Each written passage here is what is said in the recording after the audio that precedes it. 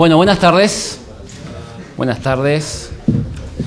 Bueno, como todos sabrán, estamos en pleno festejo de los 70 años del Instituto de Economía, estamos muy orgullosos por eso. Y como parte de una serie de actividades muy amplias que hemos desarrollado, tenemos el gusto, el placer de que nos acompañe el profesor Juan Camilo Cárdenas. Como todos ustedes sabrán, o varios de ustedes sabrán, lo hemos explotado vilmente al profesor en estos días. Está de visita con nosotros desde el lunes, se ha entrevistado con investigadores, se ha entrevistado con estudiantes, ha dictado un seminario sobre uno de sus campos de especialización, que es la economía experimental, y realmente ha mostrado una simpatía enorme, una afabilidad enorme, así que le agradecemos mucho por todo eso. Realmente un placer que nos acompañe. Sabemos que es un esfuerzo muy importante, va a tomar el avión ahora en poquitas horas, así que vino rápido, lo explotamos y se nos va enseguida, así que hay que aprovecharlo. Les cuento, para aquellos que no saben un poco del CV de Juan Camilo. Él es profesor de la Universidad de los Andes en Bogotá, Colombia. Realizó su doctorado en la Universidad de Massachusetts Amherst. Fue profesor de la Universidad Javeriana, de la Pontificia Universidad Javeriana, y estuvo de visita en Harvard, en Santa Fe Institute y en Indiana University. Tiene una amplia trayectoria, tiene, como supongo que todos sabemos también, una serie de publicaciones muy importantes en revistas de primer nivel de la disciplina y también por fuera de la disciplina, en particular unos trabajos en Science que están muy bien, muy recomendables, y que dan cuenta del área de dónde están sus intereses académicos. Él ha estado trabajando mucho en los análisis y diseño de las instituciones, sobre todo para promover la cooperación entre los individuos, tratar de resolver los dilemas sociales de una manera justa, eficiente, equitativa, democrática y sostenible. Es autor, como les dije, de una multiplicidad de artículos y en particular, porque en buena medida tiene que ver con la conferencia que nos va a brindar hoy, es coautor del manual La Economía del consorcio Core-Econ. Como también sabrán, este emprendimiento nuclea esfuerzos de muchos lugares, de muchas universidades. Están como en 300 universidades actualmente usándose este manual. El objetivo del manual es llegar a los estudiantes, sobre todo en las primeras etapas, son los cursos introductorios de economía de una forma diferente, de una forma más amena, más intuitiva. En nuestra casa de estudios hay docentes que están implementando, que están instrumentando este tipo de cursos, y creo que es una oportunidad muy buena de tenerlo aquí en vivo y en directo a Juan Camilo para que nos cuente un poco más de esto. Así que cuando quieras empezamos la charla. ¿Bajas? Sí. Dale.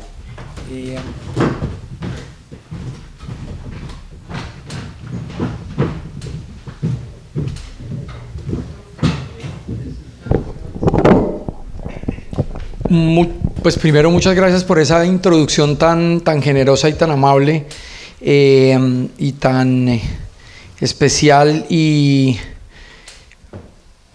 un agradecimiento pues obviamente al instituto y a la facultad por hacer posible esta visita, y además en una celebración pues de 70 años que es algo importante. Curiosamente la Universidad de los Andes también acaba de cumplir 70 años, entonces el número 70 algo estaba pasando en el 48, 49. En Colombia estaba pasando el famoso Bogotazo y la violencia que marcó toda una era. Probablemente en Uruguay estaban pasando cosas bien interesantes para que se fundara esto.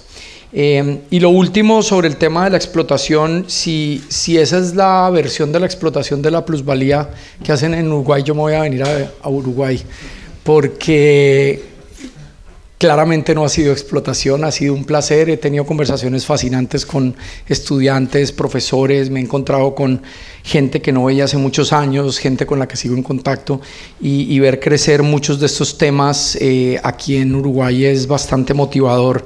Sentir que hay como una masa crítica que está interesada en todos estos temas de la economía experimental, de la economía comportamental, y por otro lado el tema de renovar, innovar, actualizar la docencia, creo que es muy motivador. Entonces, si se trata de explotar, por favor síganme explotando.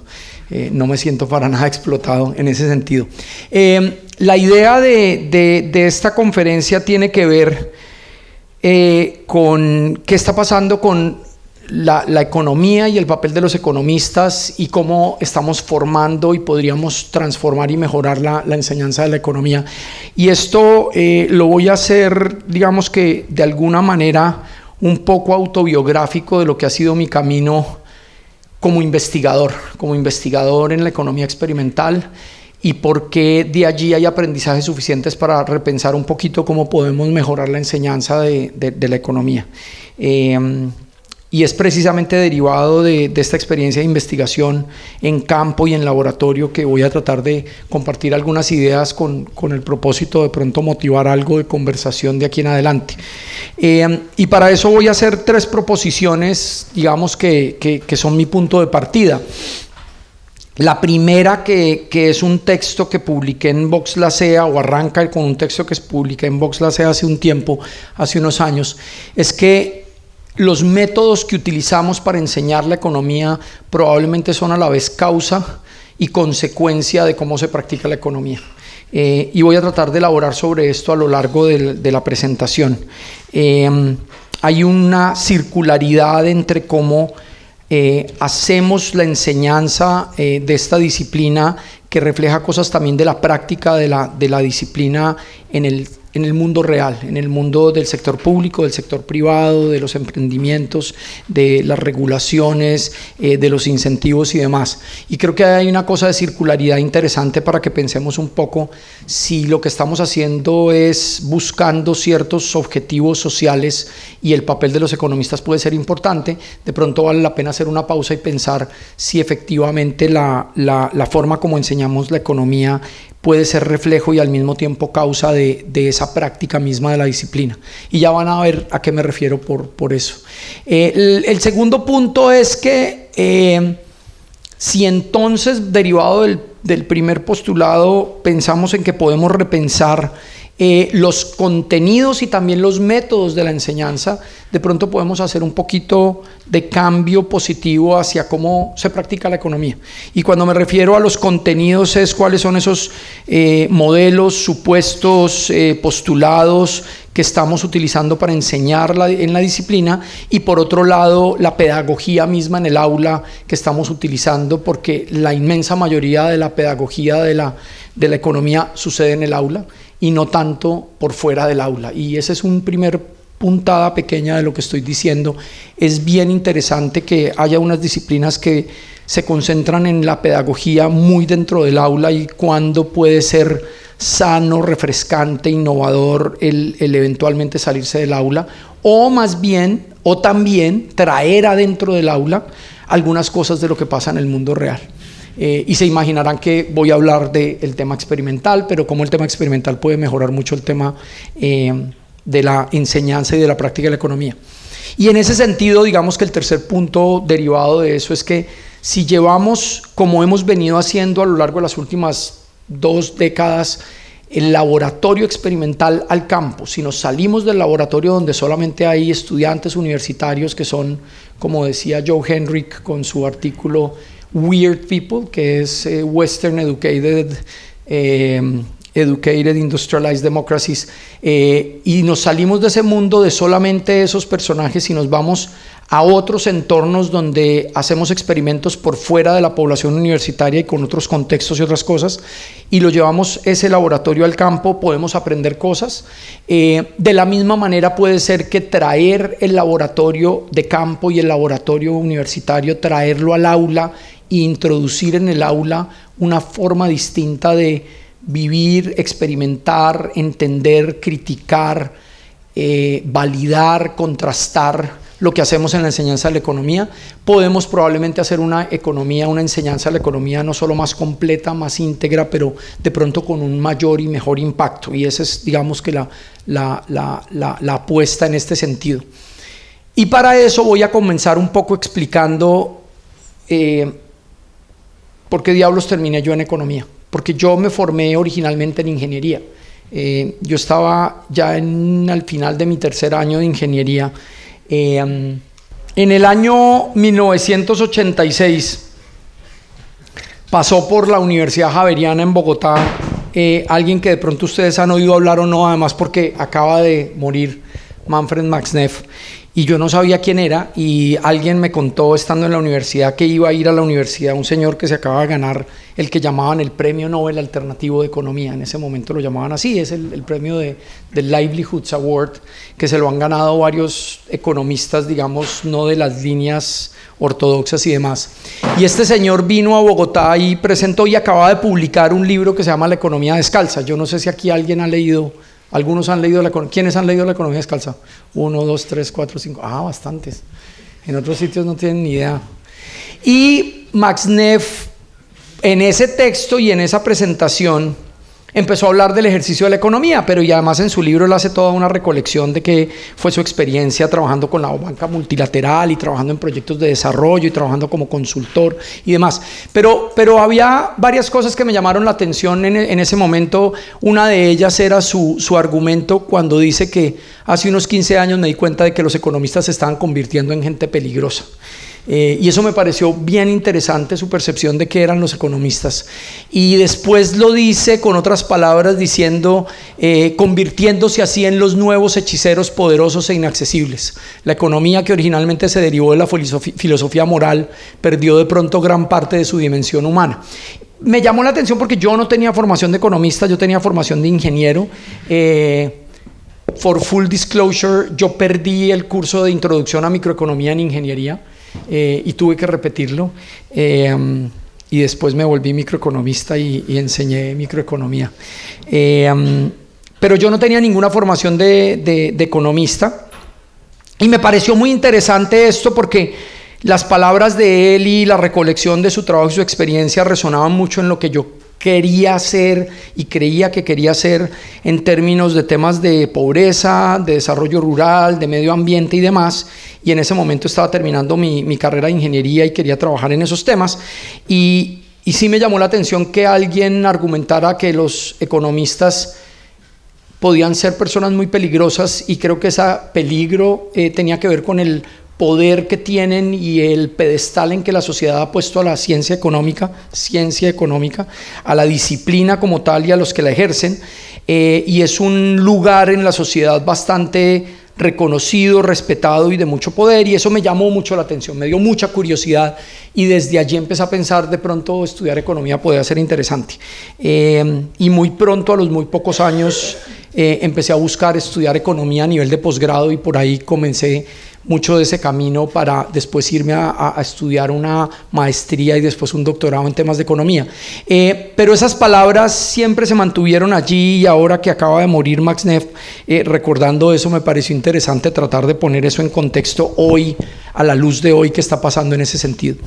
Y con esa idea de si la economía tiene un estatus social y tiene una capacidad de impacto y tiene un poder atribuido por el resto de la sociedad para poder generar consecuencias directas sobre el bienestar de la gente, pues miremos qué ha pasado a lo largo de los años. En esa época, año 86, en Colombia nadie sabía qué era la economía experimental, y mucho menos que la economía experimental se podía implementar y trabajar en campo y no solo en laboratorio. Obviamente había varios lugares del mundo donde ya venía andando y venía funcionando de una forma muy poderosa y de una forma muy dinámica y demás.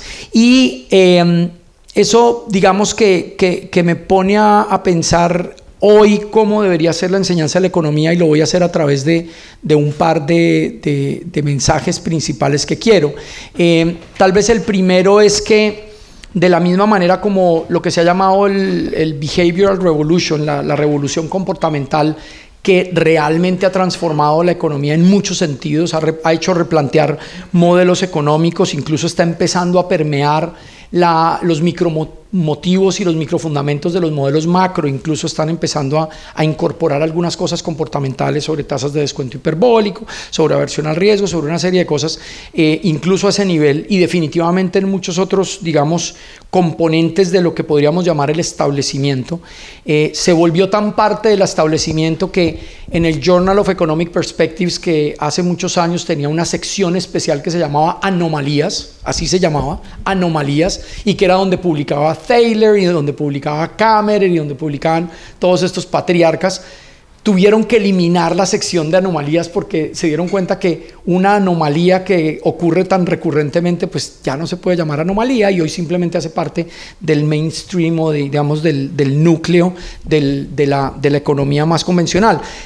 Thaler lo ha dicho que él espera que dentro de muy poco tiempo ya no tengamos que utilizar la palabra behavioral economics porque toda la economía de alguna manera tiene que ser behavioral, y tiene mucho sentido porque los agentes racionales que estamos utilizando pues tienen que tener algún supuesto o componente de qué es lo que llamamos racional o comportamental en ese sentido. Entonces definitivamente esos métodos experimentales han transformado profundamente la disciplina, creo yo. La inmensa mayoría de departamentos de economía hoy en el mundo por lo menos reconocen que es importante y todos ellos están buscando gente, y hoy las personas que hagan doctorados en economía, que hagan algo que tenga que ver con lo comportamental / experimental, tienen una posibilidad de conseguir trabajo con mucha más tranquilidad y rapidez que conseguirlo con los temas clásicos de otras áreas de la economía. Hoy tenemos mejores modelos, mejores herramientas. Además, sabemos mucho más sobre evaluación de impacto, sabemos mucho más sobre evaluación de políticas públicas. Digamos que por otro lado, todo el tema de por llamarlo así, la econometría inferencial y el problema de identificación y demás, también ha traído, gracias a métodos experimentales, entre otras, un montón de riqueza a los instrumentales que usa la economía. Y en ese sentido, eso ha impactado mucho la formación a nivel de posgrado. La mayoría de programas de posgrados hoy en el mundo, diría yo, una gran cantidad, tienen algún elemento en algún curso, en micro, en teoría de juegos, en cosas avanzadas, donde aparecen un montón de temas comportamentales o experimentales con cierta frecuencia, pero yo creo que la mayoría de la gente que se gradúa hoy de una maestría en economía o un doctorado en economía tuvo algún acercamiento o ha oído algo sobre este tema y hizo parte de algún pedazo de su formación. Sin embargo, la formación de pregrado, creo yo, se podría beneficiar mucho más de esto, y no creo que haya permeado a nivel de pregrado al nivel que debería suceder. Es probable que la formación de pregrado no haya cambiado mucho en los últimos 70 años. Realmente creo que el cambio ha sido muchísimo más lento a nivel de pregrado. A nivel de posgrado yo creo que hemos hecho muy bien las cosas. El único problema con eso es que la inmensa mayoría de las personas que se forman de pregrado en economía no terminan haciendo posgrados en economía, y mucho menos siguiendo una carrera académica.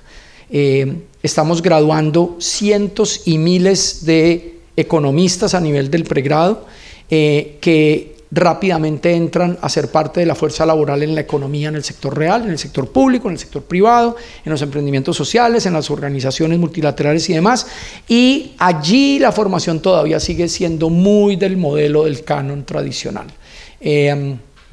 Por alguna razón, en algún momento yo recogí una de las primeras ediciones del libro de Samuelson de Principios de Economía, una de esas ediciones creo que del año 45, 46. Samuelson revolucionó la enseñanza de la economía con el libro de Principios, y después Samuelson y Nordhaus y demás. Después fueron reemplazados por Mankiw, por Krugman y Wells y eso. Pero si uno mira la estructura del paradigma que se está allí enseñando, es bastante parecido y ha cambiado muy poco a nivel de pregrado, y ese es parte del punto que estoy diciendo. Y en ese sentido me parece interesante porque, como dije hace un segundo, la mayoría de los economistas no están yendo a posgrado, no están yendo a hacer carrera académica, no se están actualizando, simplemente pasan de una vez a ejercer sus funciones en la economía real. Y la pregunta es si, teniendo impacto sobre ese grupo de gente grande a nivel de pregrado, podemos mejorar un poco la forma como los economistas practican la economía, y si una buena conversación entre llevar el laboratorio al campo y después llevar el laboratorio entre el campo y el laboratorio universitario al aula de clase, podemos repensar la pedagogía, repensar incluso la epistemología de las preguntas importantes sobre el comportamiento de los agentes en la economía. Esto que estoy diciendo tiene antecedentes bien interesantes. Para mí, uno de los antecedentes más interesantes Es una historia que Vernon Smith ha contado varias veces y la contó en su autobiografía que publicó recientemente. Primero la publicó como un solo libro y después lo partió en 2 libros. Y es que él cuenta que en la Universidad de Harvard, siendo estudiante,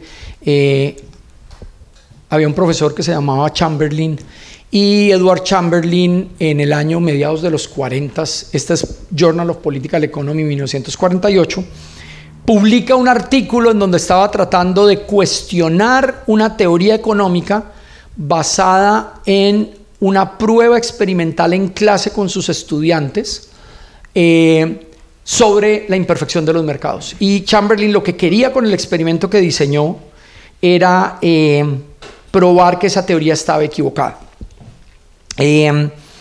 Y sin entrar en detalles con el tema del experimento, lo interesante del punto es que en ese salón era un estudiante Vernon Smith. Estaba sentado ahí como estudiante. Y él vio el experimento. Y ese experimento le produjo mucha curiosidad. Si era que había sido un problema del experimento o de la teoría o de la implementación del experimento y demás. Y Vernon Smith le produjo la suficiente fascinación que se dedicó, una vez terminó su doctorado, y probablemente ustedes saben, se fue a la Universidad de Purdue, estuvo en varias universidades, después vine a saber que hasta por UMass Amherst pasó Vernon Smith, fue profesor allá, y lo que hizo fue repensar y repensar y repensar qué había salido mal en el experimento que él había participado como estudiante. Y de eso le cambió esto, le cambió aquello, y siguió tratando, y siguió tratando, y siguió tratando, hasta encontrar las razones por las cuales había fallado el experimento y por qué podía encontrar los mecanismos y las condiciones por las cuales el comportamiento en los mercados competitivos podía coincidir, el comportamiento de humanos de verdad podía coincidir con un modelo económico acerca de cómo funcionan los mercados competitivos en términos de la interacción libre entre compradores y vendedores que tienen valoraciones intrínsecas, privadas, confidenciales de lo que quieren transar, lo que quieren vender o lo que quieren comprar, y finalmente todo eso derivó, digamos, en todo el trabajo experimental de Vernon Smith. Esto es año 1962, Journal of Political Economy. Entre el 48 y el 62 este señor se dedicó a pensar por qué lo que hizo en clase su profesor no había funcionado y por qué había que seguirlo pensando. Y digamos que de eso todos ustedes ya conocen el famoso resultado del double auction, el mercado de la doble subasta, y el desarrollo experimental de bajo cuáles condiciones es que un mercado competitivo puede funcionar.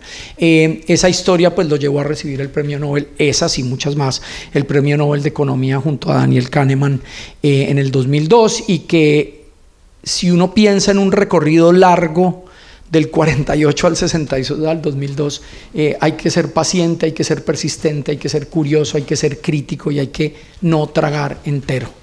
Y eso es lo que tenemos que hacer todo el tiempo que estamos trabajando sobre las ideas de la economía y cómo la economía tiene que ver con la realidad y cómo la forma como pensamos la realidad, modelamos la realidad e intervenimos en la realidad puede tener consecuencias muy grandes sobre los individuos. En el año 98 yo estaba terminando mi trabajo doctoral y solamente me faltaba hacer la tesis, y yo estaba en ese momento ya muy ubicado en que quería trabajar la pregunta sobre la tragedia de los comunes, la pregunta sobre la cooperación, sobre la acción colectiva, uno de mis mentores en mi tesis doctoral fue Samuel Bowles, quien me introdujo mucho al tema experimental, al tema comportamental, al modelamiento desde teoría de juegos y teoría de juegos evolutiva y demás, sobre estas preguntas, y cómo empezaba a aparecer una primera naciente literatura sobre los dilemas sociales en economía, porque en psicología venía de unos tiempos atrás, y en particular, gracias a también él, me dio la posibilidad de atender una de las escuelas famosas de verano de la Universidad de Arizona, que en ese momento era donde estaba Vernon Smith, y él estaba junto a Kevin McCabe. Aquí está Kevin McCabe y Vernon Smith está por aquí atrás, se ve pequeñito. Esa es la única foto que encontré más o menos nítida de esa época. Yo estaba tomando la foto, por eso no estaba ahí. No había selfies, no había celular para haber cuadrado.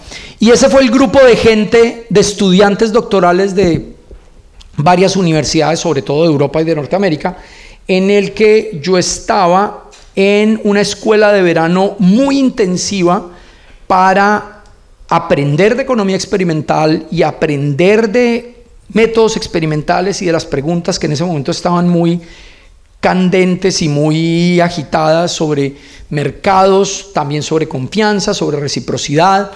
Y pues en ese momento, digamos, Vernon Smith ya se venía posicionando como uno de los patriarcas de la economía experimental. Oportunidad maravillosa, fui allí, pero hubo una experiencia o varias experiencias pedagógicas durante esa escuela de verano que me parece importante porque quiero ahora yo desde los zapatos de estudiante contarles para que entiendan por qué creo yo que la revolución experimental y comportamental puede hacer mucho por mejorar la forma como estamos entendiendo la disciplina y cómo la estamos enseñando. La primera fue ahí donde oí la historia de boca de Vernon Smith sobre el cuento del experimento en el curso de Chamberlain. Y para mí fue muy revelador. Uno es un estudiante, hay un profesor muy prominente, muy importante, Universidad de Harvard, y el profesor hace un experimento y con ese experimento está tratando de probar que la teoría no sirve y a usted le queda la duda de qué tal que sí sirva, qué tal que más bien haya habido algo mal hecho en el experimento, no simplemente aceptar eso como en prima facie. Eso me parece importante, digamos, el papel del aula como un espacio de pensamiento crítico y de repensar las cosas. El segundo punto es los incentivos. Todos los economistas decimos todo el tiempo que los incentivos importan. Les voy a dar un ejemplo donde definitivamente importa. Resulta que en esta escuela de verano había una competencia por aplicar para el número de cupos de la escuela de verano. Y las condiciones de la escuela de verano es que cada estudiante se paga su tiquete de avión para llegar a Tucson, y una vez allá usted se cubre sus gastos de hotel y de manutención, digamos de alimentos, durante, eso es como más o menos un mes y medio en Arizona, si mal no estoy, un mes y medio. No, mentiras, menos, yo creo que fue como un mes, algo así. Y usted se cubría sus gastos con las ganancias que obtenía de participar todas las mañanas en experimentos. Vernon Smith y Kevin McCabe no son bobos. Ellos entienden que usted tiene mano de obra cautiva y bien incentivada, hablando de diseño de mecanismos y compatibilidad en incentivos, en el que usted tiene un grupo de 20, 30 personas que todas las mañanas van a aparecer a tiempo para participar en un experimento. Y usted les va a pagar porque con esas ganancias esos estudiantes se van a pagar el hotel y las comidas en la Universidad de Tucson, en la Universidad de Arizona y en Tucson, para poder pasar al día siguiente. Entonces cada día usted tenía que trabajar duro en los experimentos, en pensar muy bien sus decisiones para ganar lo suficiente y cubrirse los gastos durante ese tiempo, y ellos obviamente están obteniendo datos, pero están formando gente. Pero ¿para dónde voy con el tema experiencial y de pedagogía de eso? Uno de los primeros es estar en uno de los primeros experimentos. Acuérdense que yo no estudié economía de pregrado, y uno de los primeros experimentos, ya en el doctorado, me tocó aprenderme el canon de la microeconomía, macroeconomía más. Y uno de los experimentos era sobre decisiones de duopolistas, y era un juego de Cournot de duopolistas. Y simplemente había que sentarse en el computador con otras personas que son competidores en un duopolio de Cournot, y había que tomar decisiones sobre producción y precios y demás en un mercado donde se estaban bajo estas condiciones. Y yo empiezo a ver qué hacía la gente. Yo nunca había participado en un experimento, esto fue de los primeros, y empiezo a ver qué hace la gente, y veo que hay unos compañeros que sacan papel y lápiz y empiezan a pintar P, Q, la raya, ingreso marginal igual a tal, y empiezan a hacer todo el modelamiento para tratar de descifrar cuál es la estrategia dominante del best response de los duopolistas de Cournot en todo ese juego. Y yo mientras tanto estoy angustiado de tomar decisiones, porque de eso depende que pueda pagar esa noche y las comidas de ese día y de los días siguientes, y empiezo a ver, esto de pronto no es por aquí, y empiezo simplemente a probar, a tomar decisiones de cuánto debería producir y ver qué pasa en el mercado, y tomar decisiones y qué pasa en el mercado, y van pasando cosas. Y entonces yo producía un poquitico más, producía un poquitico menos, y empiezo a ver a punta de prueba y error, mientras veo que este compañero de al lado está absolutamente estancado tratando de resolver este modelo y tratando de resolver las curvas y buscarle el punto de equilibrio al duopolista, y efectivamente se le iba el tiempo y no podía responder, y yo estaba con otra estrategia distinta, y para mí fue una buena experiencia de entender cómo es que será que funcionan esas decisiones sobre ese tipo de problemas, siempre bajo el incentivo que yo sabía que, porque como estudiantes de doctorado, todos los que aquí han pasado por ahí saben, uno está siempre sin un peso tratando de resolver el día a día en ese sentido. Ese fue un momento interesante de tratar de entender que la teoría que yo tenía, cómo funcionaba en términos de la práctica y en términos de prueba y error, para ir mirando qué estaba sucediendo en ese experimento. Y la otra, un poco más dramática, es que en uno de esos días, en otro de esos días, aparece un experimento de parejas, de interacción, muy similar al juego de confianza, pero es un juego secuencial, dicótomo, donde cada jugador toma 2 decisiones, y es más o menos, lo ha documentado muy bien Vernon Smith en un montón de papers y demás, en que el primer jugador tiene que tomar entre 2 decisiones un camino seguro donde se acaba el juego y cada persona se gana más o menos como $15, creo que era, o abrir el camino para que el segundo jugador pueda ahora decidir si toma por un camino a la izquierda o a la derecha, y efectivamente el segundo jugador puede quedarse con la gran cantidad del dinero o repartir el dinero más grande por partes más o menos más justas. Y algo así como que el escenario del resultado podía ser que si yo era el jugador número 1 y optaba por confiar, o sea, por no irme por el camino seguro de cada uno $10 o $15, y me voy por el otro camino, abro la posibilidad de que las otras personas, de que la otra persona tome esa decisión, y efectivamente hubiera podido ganarnos cada uno en esa decisión, dado que yo juego de primero, que cada uno se gane algo así como $60, $60 o $70, que me venían muy bien para cubrir el día. Y esta persona simplemente tomó la decisión de quedarse con todo el dinero y dejarme sin 5. Era una de esas personas, nunca supe quién era. Los latinos, yo era el único latino ahí, somos un poquito emocionales. Cuando yo vi eso, yo no podía creer. Y lo que pasa es que están grabando, entonces no voy a repetir acá la palabra que usé, pero es una palabra que en Sudamérica usamos con mucha frecuencia cuando nos molesta, y pegué un grito muy fuerte, pero lo estoy contando porque eso fue en 1998 y todavía hoy me acuerdo del momento, de la sorpresa y la reacción emocional de que era claro que todos necesitamos financiarnos para pagar el hotel del día, la comida del día, para poder sobrevivir en esta escuela de verano, y alguien, sabiendo que esas son las condiciones, decide llevarse $90 al bolsillo y dejarme a mí sin 5, en vez de poder compartir en que cada uno nos hubiéramos podido ganar $60 más o menos, que era lo que nos ayudaba para los gastos del día. Y eso fue una experiencia pedagógica poderosísima. Poderosísima en muchos sentidos, porque lo hizo, que lo motivó, la motivó.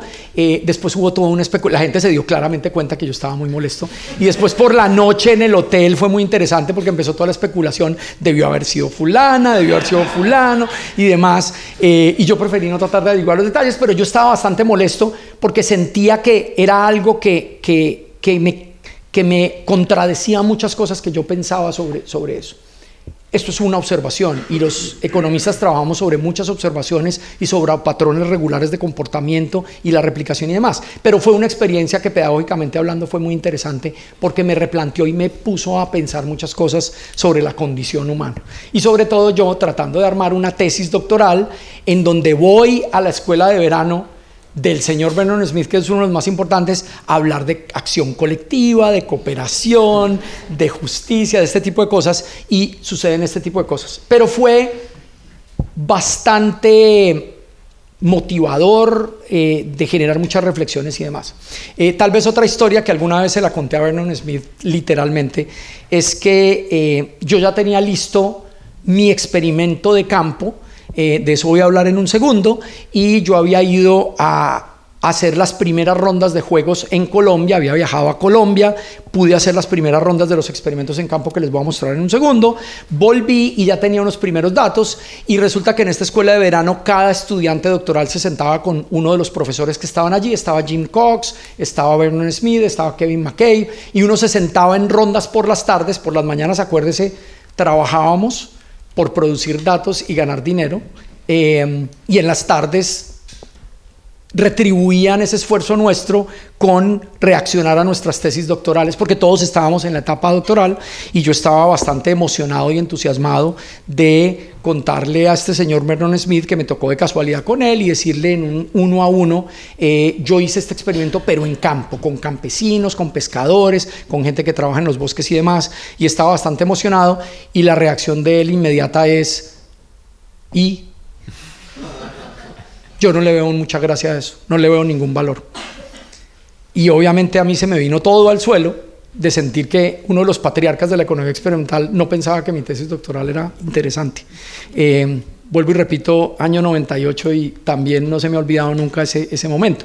Pero fue una conversación muy dinámica y es: ¿pero por qué no? Y entonces empieza a argumentar: usted puede hacer todo eso en laboratorio, eso es lo mismo. Y yo todo el argumento era, y el contexto de laboratorio, del contexto de campo, para qué sirve y qué le agrega, y todo este tipo de cosas que llevamos varios años tratando de trabajar sobre sacar el laboratorio y irnos a campo a eso. Pero esto es de lo que estoy hablando, y es experiencias pedagógicas que yo creo que podemos traer a la enseñanza de la economía, que pueden ser muy formadoras. El mismo Vernon Smith, a quien admiro profundamente, así tenga todavía ese mugrecito, pero ya me lo saqué porque se lo dije alguna vez. Obviamente me dice: no, yo no me acuerdo. El mismo Vernon Smith, en un texto que yo creo que es muy bueno para pensar en todo esto, dice: una teoría que no ha sido probada es simplemente una hipótesis. Como tal, es parte de nuestro autoconocimiento. Y la palabra autoconocimiento yo creo que aquí es importantísima. Él lo pone self-knowledge. La ciencia busca expandir nuestro conocimiento de las cosas a través de un proceso de prueba de este tipo de autoconocimiento. Y sigue en el mismo texto: mucha de la teoría económica puede ser llamada de manera apropiada una teoría eclesiástica. Es aceptada o rechazada con base en la autoridad, tradición o la opinión acerca de los supuestos, en lugar de haber sobrevivido el proceso riguroso de falsificación que puede ser replicado. Y yo creo que es revelador de por qué la revolución comportamentalista. Acuérdense que el libro de Nordhaus y Samuelson por muchos años decía: la economía nunca podrá ser una ciencia experimental, tiene que ser una ciencia observacional, y los economistas nos vamos a parecer más a los astrónomos, que tenemos que esperar a que el agujero negro se trague la estrella para poder observar los datos, tenemos que esperar a que sucedan los eventos astronómicos para después inferir teorías, pero nunca vamos a poder diseñar experimentos. Y tarde que temprano Nordhaus tuvo que borrar eso de las siguientes ediciones. Creo que fue por allá en el año 80 y pico de la edición de Samuelson y Nordhaus que borraron ese párrafo y que la economía, o sea, tarde que temprano terminaron aceptando. Y sobre todo la idea del método científico y la idea de falsificación y de que las teorías no son más que hipótesis del autoconocimiento. Y por eso, pues, mi admiración por Vernon Smith, porque acuérdense ese evento de ese curso en el que él estaba sentado. Obviamente él no es el único, es eso el trabajo de él con Daniel Kahneman desde la psicología que llevó a eso, pero hay muchos más héroes personales míos en ese camino. Alvin Roth es uno de ellos, un tipo que hace teoría pura, teoría de juegos pura, matching markets en los niveles más abstractos de modelamiento, y al mismo tiempo es capaz a través de ellos de irse al laboratorio, entender los modelos, replicarlos en el laboratorio, hacer experimentos, devolverse hasta entender cómo debería funcionar el mercado de emparejamiento de riñones o de practicantes en los juzgados o de practicantes de medicina. Y la prueba ácida del final es que efectivamente, gracias al algoritmo de Roth, se ha podido reducir la lista de espera de personas que están esperando donaciones de riñones gracias a todo el diseño de mercados de emparejamiento, derivado entre otras de buena teoría y buen trabajo de laboratorio.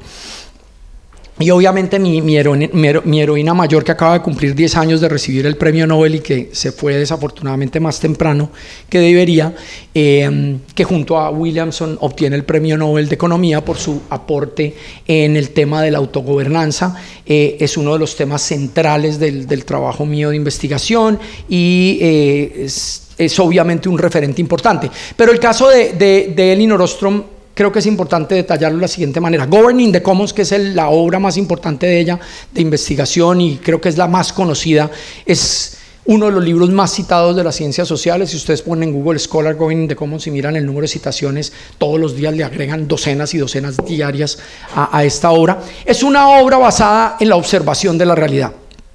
Es una obra basada en ir y mirar experiencias, no de 10 años o de 100 años, experiencias de 800 años, de 1000 años, de éxito de comunidades que han podido resolver la tragedia de los comunes y mantener estables recursos naturales o recursos compartidos en donde han funcionado las instituciones autogobernadas. Los tribunales del agua de Valencia tienen ya casi 800, 900 años, si no estoy mal. Unas pesquerías en Japón tienen también unos varios cientos de años de seguirse manteniendo estables, y ella lo que hace en Governing the Commons es descifrar de toda la revisión de todos estos casos cuáles son los principios de diseño institucional comunes a los más exitosos y cuándo los que no se cumplen pueden explicar también en parte el fracaso de algunos de esos casos. Y es un trabajo de observación, de ir a campo, de visitar, de revisar evidencia y demás. Pero resulta que ella también conoce a Jimmy Walker, uno de los discípulos de Vernon Smith, de todo ese grupo de Arizona. Conoce a Roy Gardner, que es un teórico de juegos que desafortunadamente falleció, y se sientan los tres a trabajar sobre toda esta historia de Governing the Commons que sale en el año 90, y después en el año 94 publican tal vez uno de los libros, si no el más importante, en economía experimental aplicada a problemas de recursos comunes. Y después en el año 98 publica su Presidential Address, la conferencia presidencial de la Asociación Americana de Ciencia Política, donde recogen una vasta evidencia completa de diseños experimentales para probar cuándo sí funciona o cuándo no funciona el autogobierno. O sea, se va del campo y se va al laboratorio, y allí trata de probar un montón de conjeturas o hipótesis de cuándo sí funciona o no funciona la acción colectiva. Y esto es año 94, que obviamente sale y se vuelve importantísimo, y obviamente lo leo de cabo a rabo para entender todos los diseños experimentales a eso, pero obviamente eso tiene el pequeño detalle de que es todo basado en experimentos con estudiantes universitarios, y me queda la duda de qué pueden saber estudiantes universitarios en estas universidades de Estados Unidos sobre el problema de manejar un recurso común como una pesquería y demás. Y de ahí sale que en el año 98, julio, yo voy a hacer los primeros experimentos, y estas son imágenes reales. En esa época no tenía canas, ahí no se ve muy bien. Y estas son imágenes de la primera sesión experimental que se hizo de un recurso de uso común en campo, simplemente cogiendo los modelos básicos que aparecen en el libro de Gardner Walker y Ostrom, y traduciéndolos al español más sencillo y convirtiéndolos a un diseño con papel y lápiz a mano, para poder replicar algunas de esas cosas e incorporando algunas cosas adicionales para poder adaptar esos experimentos a el contexto en el que estábamos trabajando. Esto es en la costa pacífica colombiana, con comunidades afrodescendientes que viven diariamente de la explotación del manglar, de la explotación de la pesca y demás. Después de eso, obviamente vienen un montón de replicaciones, y esto es empezar a llevar de ese primer experimento que fue el de Nuquí, aquí en este círculo verde, empezar a ir a otras zonas de Colombia a replicar los mismos experimentos con otras variaciones, con otros tratamientos experimentales, y replicar y replicar y replicar, y seguir viajando y seguir replicando y seguir aprendiendo de eso. Obviamente parte de eso no era solamente llegar, hacer el experimento, pagarle a la gente e irme, era hacer el experimento y quedarme un par de días en esa comunidad, tabular los datos de manera muy sencilla, poner los datos en una forma gráfica sencilla y hacer un taller comunitario con la gente de esas comunidades que participaron en los juegos, y además otros que no participaron, y que con todos tuviéramos una conversación de si los juegos estaban reflejando algo sobre la realidad o no, y que me ayudaran a entender, viendo por ejemplo los datos experimentales de cada una de las sesiones experimentales, porque aquí sí funcionó y aquí no, y qué fue lo que pasó, y empezar todo un trabajo, digamos, de observación participante y de diálogo participativo con ellos, para poder tratar de interactuar y entender por qué. Y de varias de esas conversaciones incluso salieron ideas interesantes para después devolverme a los datos y hacer unas pruebas de hipótesis de por qué era que estaba funcionando un incentivo en un lado y no funcionaba en el otro, o por qué la desigualdad se afectaba en un lado la cooperación y en otro lado no. Y eso fue el resultado de replicar, conversar y salirse del laboratorio a campo. Después vinieron una serie de colaboraciones con colegas en otras partes del mundo, y en esas seguimos andando todos estos años replicando experimentos y colaborando con distintos contextos y distintos problemas y distintas preguntas sobre estos problemas de dilemas sociales, de cooperación y demás. En esas replicaciones en varias partes del mundo han surgido colaboraciones absolutamente interesantes. Muchas de ellas han sido con gente por fuera de la economía, en algunos casos han sido con antropólogos, con biólogos, con ecólogos, con geógrafos, con un montón de disciplinas para poder llevar todo eso. Pero todo eso, quiero volver entonces a nuestra idea de los estudiantes y de la enseñanza de la economía, porque de la misma manera como se ha aprendido mucho de escuchar a la gente para poder entender la racionalidad de la gente, pero una racionalidad más compleja y más completa de los seres humanos de verdad, podemos escuchar a los estudiantes. Y digamos que aquí lo que quiero es contarles acerca de las voces de los estudiantes y por qué desde las voces de los estudiantes y esta experiencia podemos trabajar en ello. Natalie Grisales es una estudiante de maestría con la que yo pude trabajar y de hecho terminó siendo una de las citas que está en la introducción, en el prefacio del texto de CORE, porque motivó mucho de esto. Y ella escribió alguna vez una columna en un periódico estudiantil en la Universidad de los Andes donde decía que un profesor le había mencionado que la economía le daría una manera de describir y predecir el comportamiento humano a través de las herramientas matemáticas, lo que me pareció fantástico. Ahora, después de muchos semestres, tengo las herramientas matemáticas, pero toda la gente que quería estudiar ha desaparecido en la escena. Y ese es un párrafo muy diciente de qué pasó en el momento en que en todo el camino de formación, desde el primer año de estudiar economía hasta el último año, hay un camino para algunos tortuoso, para unos retributivo, para algunos frustrante y algunas cosas, en algunos casos incluso gente que termina frustrada y termina abandonando el estudio de la economía. Nosotros desde hace unos 2 años empezamos a implementar, 3 años empezó la reforma, cambiamos el currículo, el pensum de la carrera de economía y empezamos una implementación de una serie de nuevos cursos, y uno de los cursos que nos inventamos, que yo estoy enseñando y me pedí de los primeros de enseñarlo, es un curso que se llama Haciendo Economía. En este curso es un curso estilo capstone, en donde cogemos en cuarto semestre, cuando ya vieron algo de introducción a micro, introducción a macroeconometría, historia y demás, y en ese curso lo que hacemos es ponerlos a trabajar en grupo, escoger un problema, pregunta o reto y aplicar lo que ya saben de micro, de macro, de historia, de estadística, de probabilidades, de economía y demás, en ese cuarto semestre a hacer un primer intento de tratar de resolver preguntas, problemas o retos de la economía, que es escogido por los mismos estudiantes. Pero una cosa que yo hago en ese curso es que el primer día de clase, antes de cualquier cosa, les digo yo a los estudiantes qué es hacer economía. Les pregunto a todos, uno por uno, dígame en sus palabras usted qué cree que es hacer economía. Y encuentra uno un montón de respuestas muy interesantes. Hay estudiantes que le dicen a uno, es estudiar las decisiones de los agentes cuando hay recursos escasos, frase de cajón que está en todos lados, en todos los textos. Es el estudio de cómo las instituciones y los individuos toman decisiones y afectan el bienestar de las personas. Es el estudio del bienestar de Hay un montón de frases, digamos, todas muy sensatas. Pero hubo una que me llamó mucho la atención cuando le pregunté a esta estudiante, una estudiante mujer, y le tocó el turno y lo contestó en muy poquitas palabras. Y lo que ella dijo, hacer economía, eso es derivar e igualar a cero. Y se quedó callada.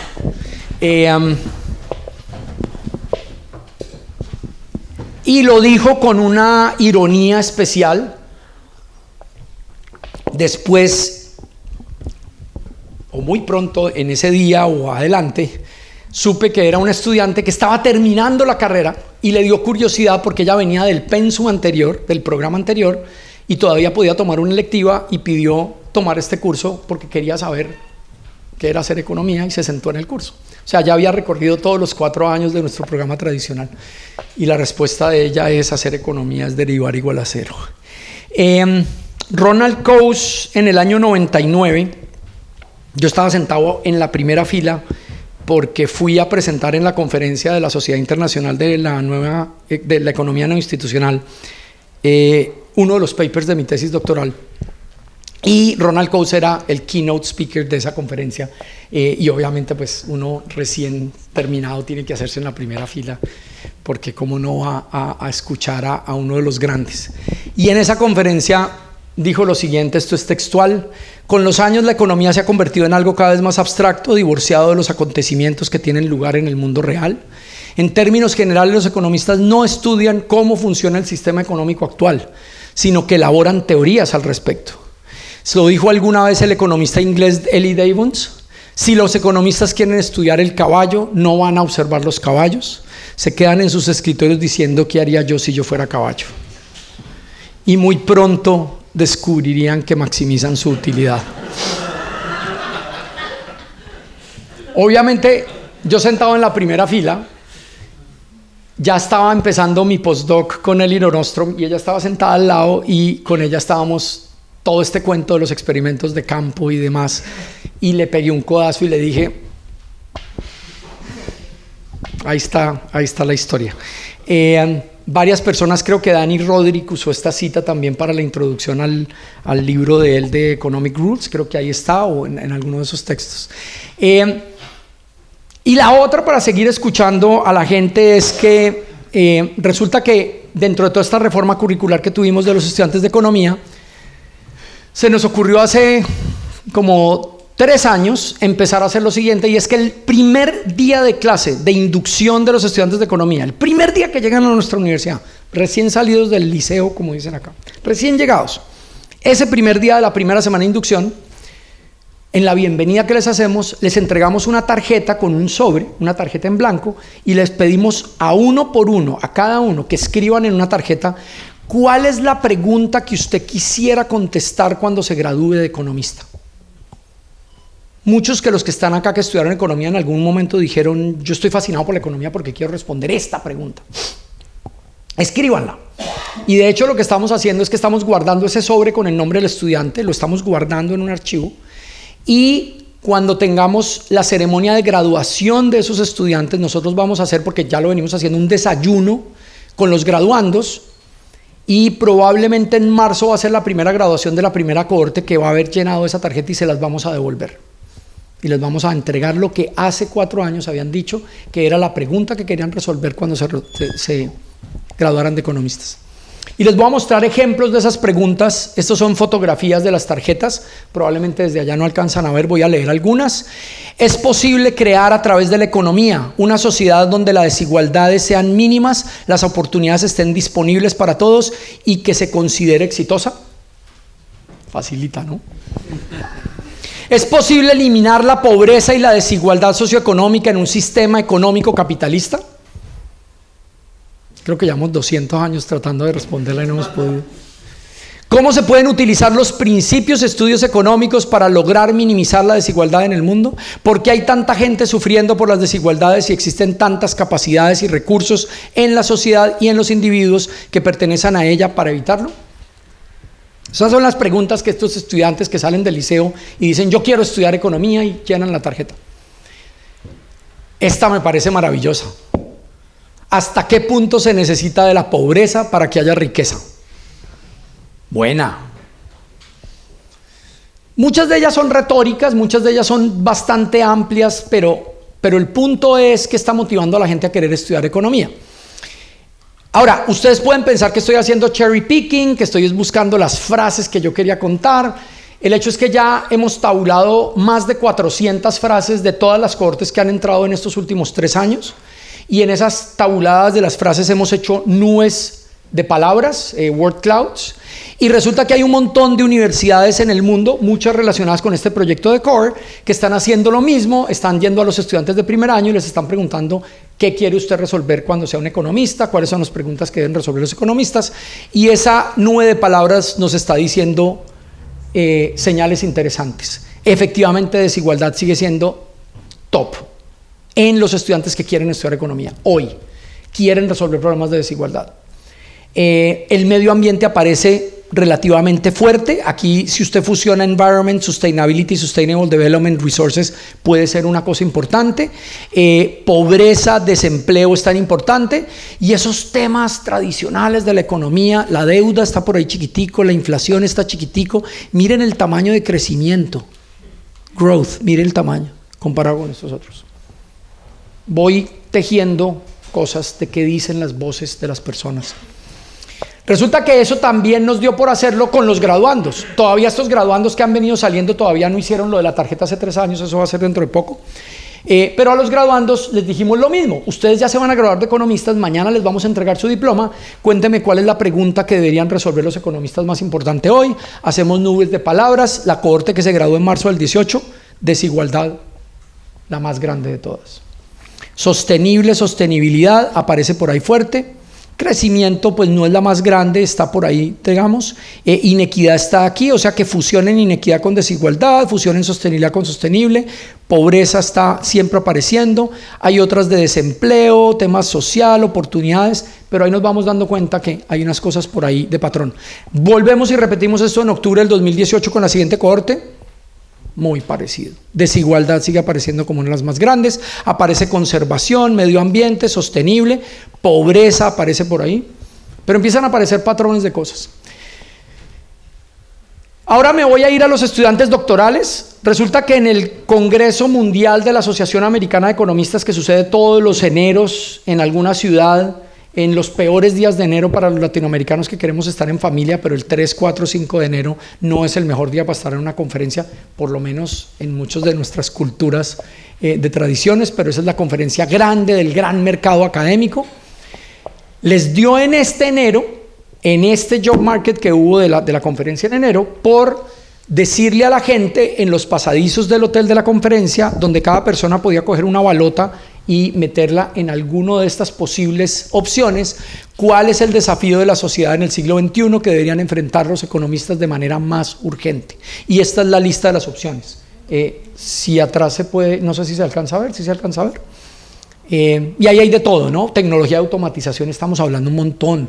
Obviamente el tema de comercio y globalización, desempleo, estabilidad financiera, está también desigualdad, cambio climático y demás.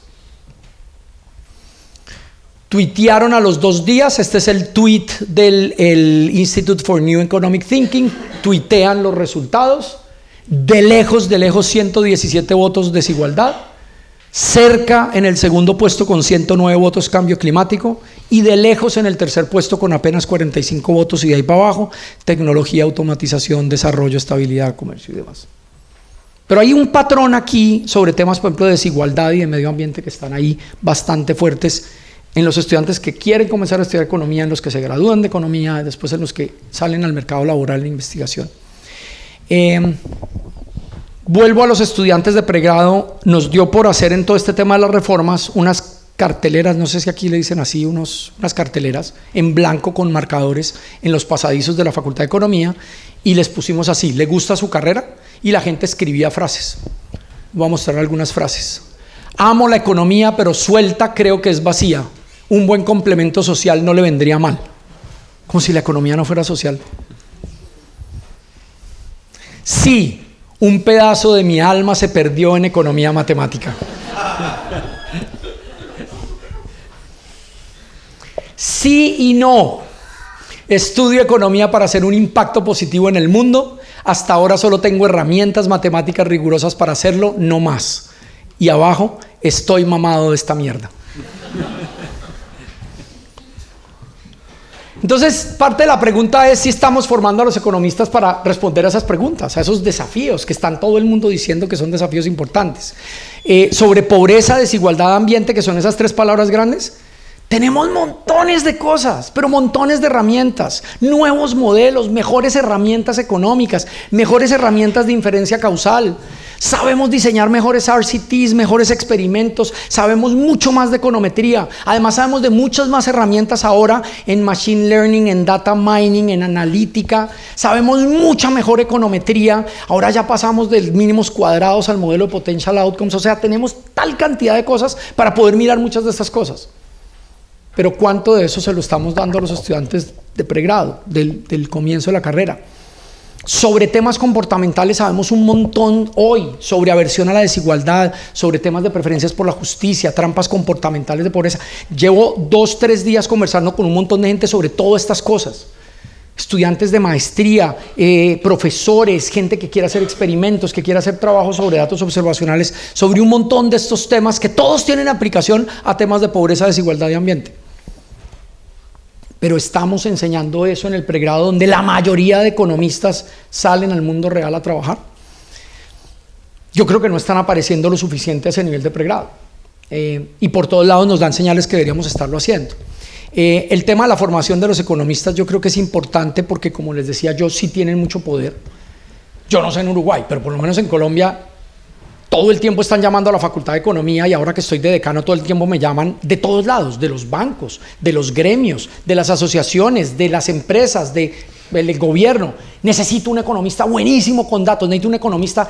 Y cuando uno va y pregunta, el problema no es solamente de datos, sino que además de datos tienen marcos analíticos, tienen capacidad de inferencia causal sobre los datos, tienen un montón de herramientas y son poderosísimos y son muy bien reconocidos. Y después entran esas organizaciones, y cuando uno mira en términos de las disciplinas, y va y mira las disciplinas en términos de estatus en el salón donde está el grupo de gente trabajando, a los economistas les dan un reconocimiento importante. Y yo sí creo que ese temor de Max Neff desde esa época sigue siendo válido hoy.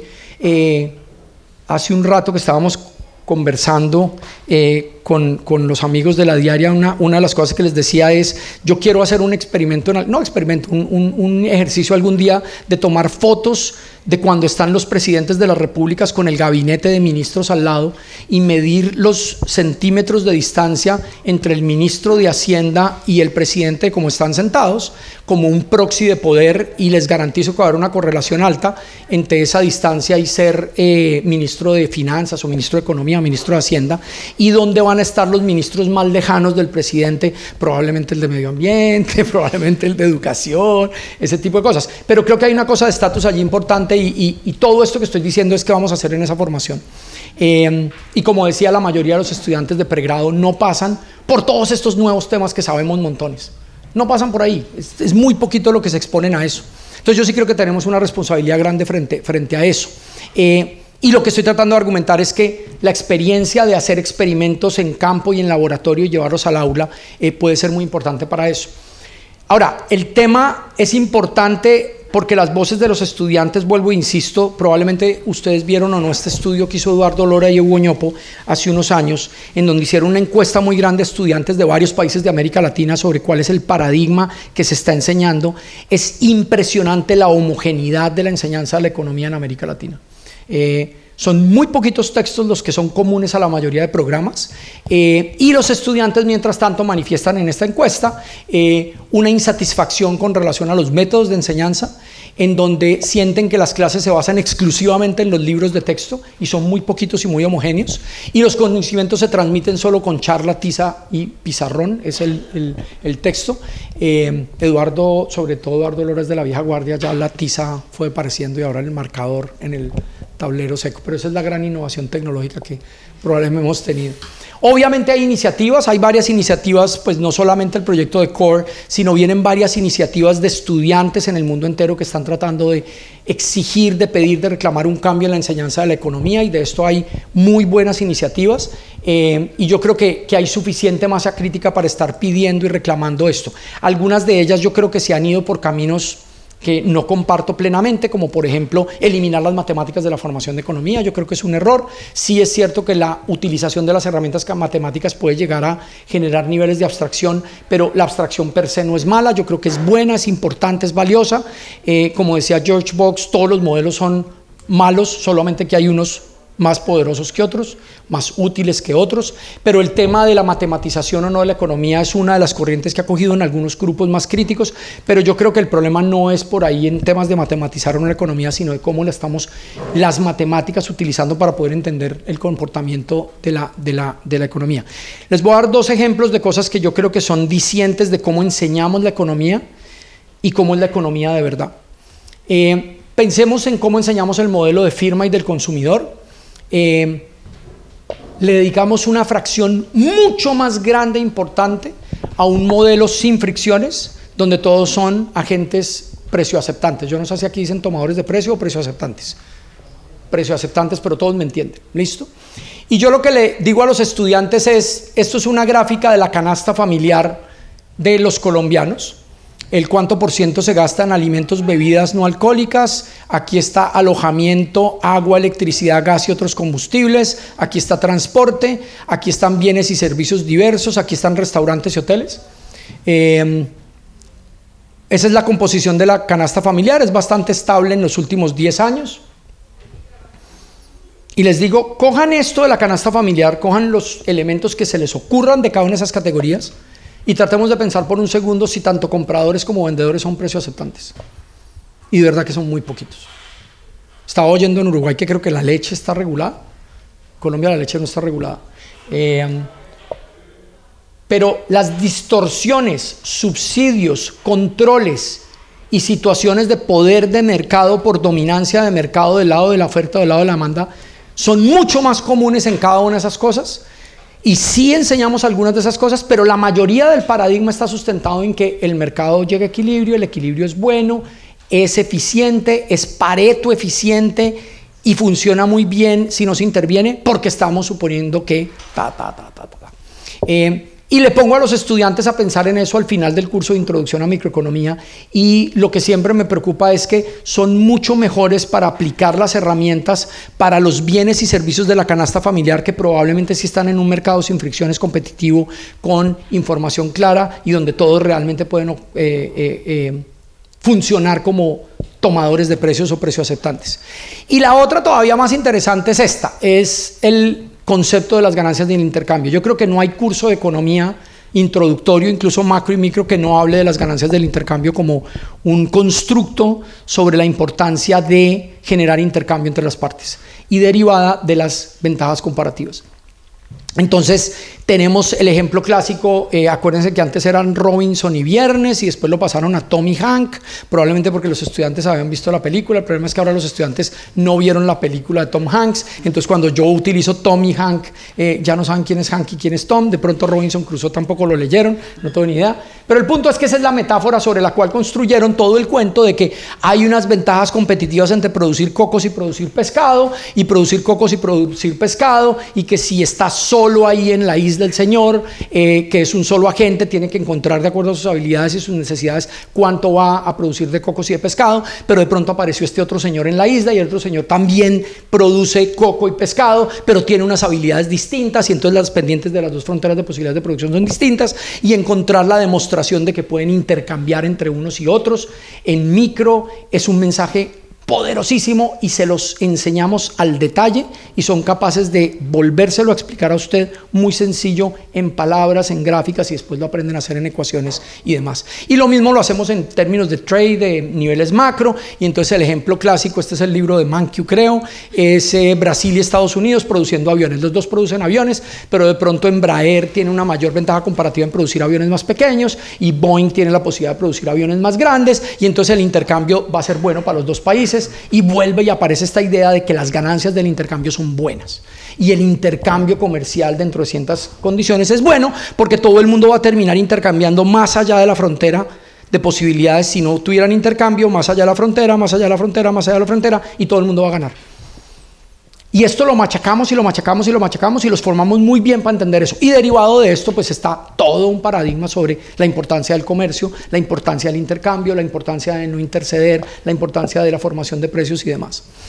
Y eso está basado en un montón de conceptos, pero absolutamente fundacionales en la economía. Ventaja comparativa, costo de oportunidad, especialización del trabajo, intercambio, comercio, ganancias mutuas. Aquí metemos desde Adam Smith y la fábrica de alfileres hasta Krugman al final sobre todo el tema del intercambio. Y construimos esto muy bien hecho, y a esto le dedicamos una muy buena cantidad de la formación, y hoy la mayoría de economistas encuentran que, digamos que en el intercambio, dependiendo de ciertas condiciones y ciertos supuestos y demás, es bueno para todos. Incluso en el espectro más o menos completo del espectro político en economía. Hacemos experimentos sobre eso. Y efectivamente podemos construir experimentos en clase que ya existen y que son maravillosos pedagógicamente para explicar que incluso si usted todavía no es capaz de calcular las pendientes de esas, porque hay gente que llega a la universidad y no sabe calcular las pendientes de esas curvas y toca explicarle las pendientes para explicar costo de oportunidad, para explicar la optimización y el mejoramiento. Hacemos los experimentos y los experimentos efectivamente confirman que si usted hace intercambio le va mejor a ambas partes y las dos ganan y son mejoramientos paretianos y demás. Y hacemos el experimento de Vernon-Smith en clase y converge a la cantidad y precio de equilibrio y funciona muy bien, y podemos demostrar, digamos, vivencialmente para los estudiantes que efectivamente se pueden confirmar esas cosas que les estamos enseñando. Entonces hay un refuerzo positivo de aprendizaje del comercio, de las ganancias del intercambio y de las políticas públicas que se derivan de ello, y lo viven, lo demuestran matemáticamente, lo pueden ver en los datos, lo pueden leer en las historias, y digamos que esto es una historia bastante sólida y autocontenida y poderosa, es un mensaje poderoso en la formación de economía. Y yo no estoy en contra de esto en nada. Yo creo que ahí hay un mensaje muy interesante y es poderoso y transmite un montón de ideas de la economía que yo creo que son de los conceptos más poderosos que otras disciplinas no tienen. Por ejemplo, costo de oportunidad. Es un concepto bastante poderoso. El tema de especialización del trabajo, el tema de ventaja comparativa creo que es poderoso. Ahora quiero que por un segundo hagan una pausa y piensen si así como hablamos de las ganancias del intercambio podemos hacer lo mismo para las ganancias de la cooperación. En ambos casos, el intercambio genera ganancias mutuas. En ambos casos.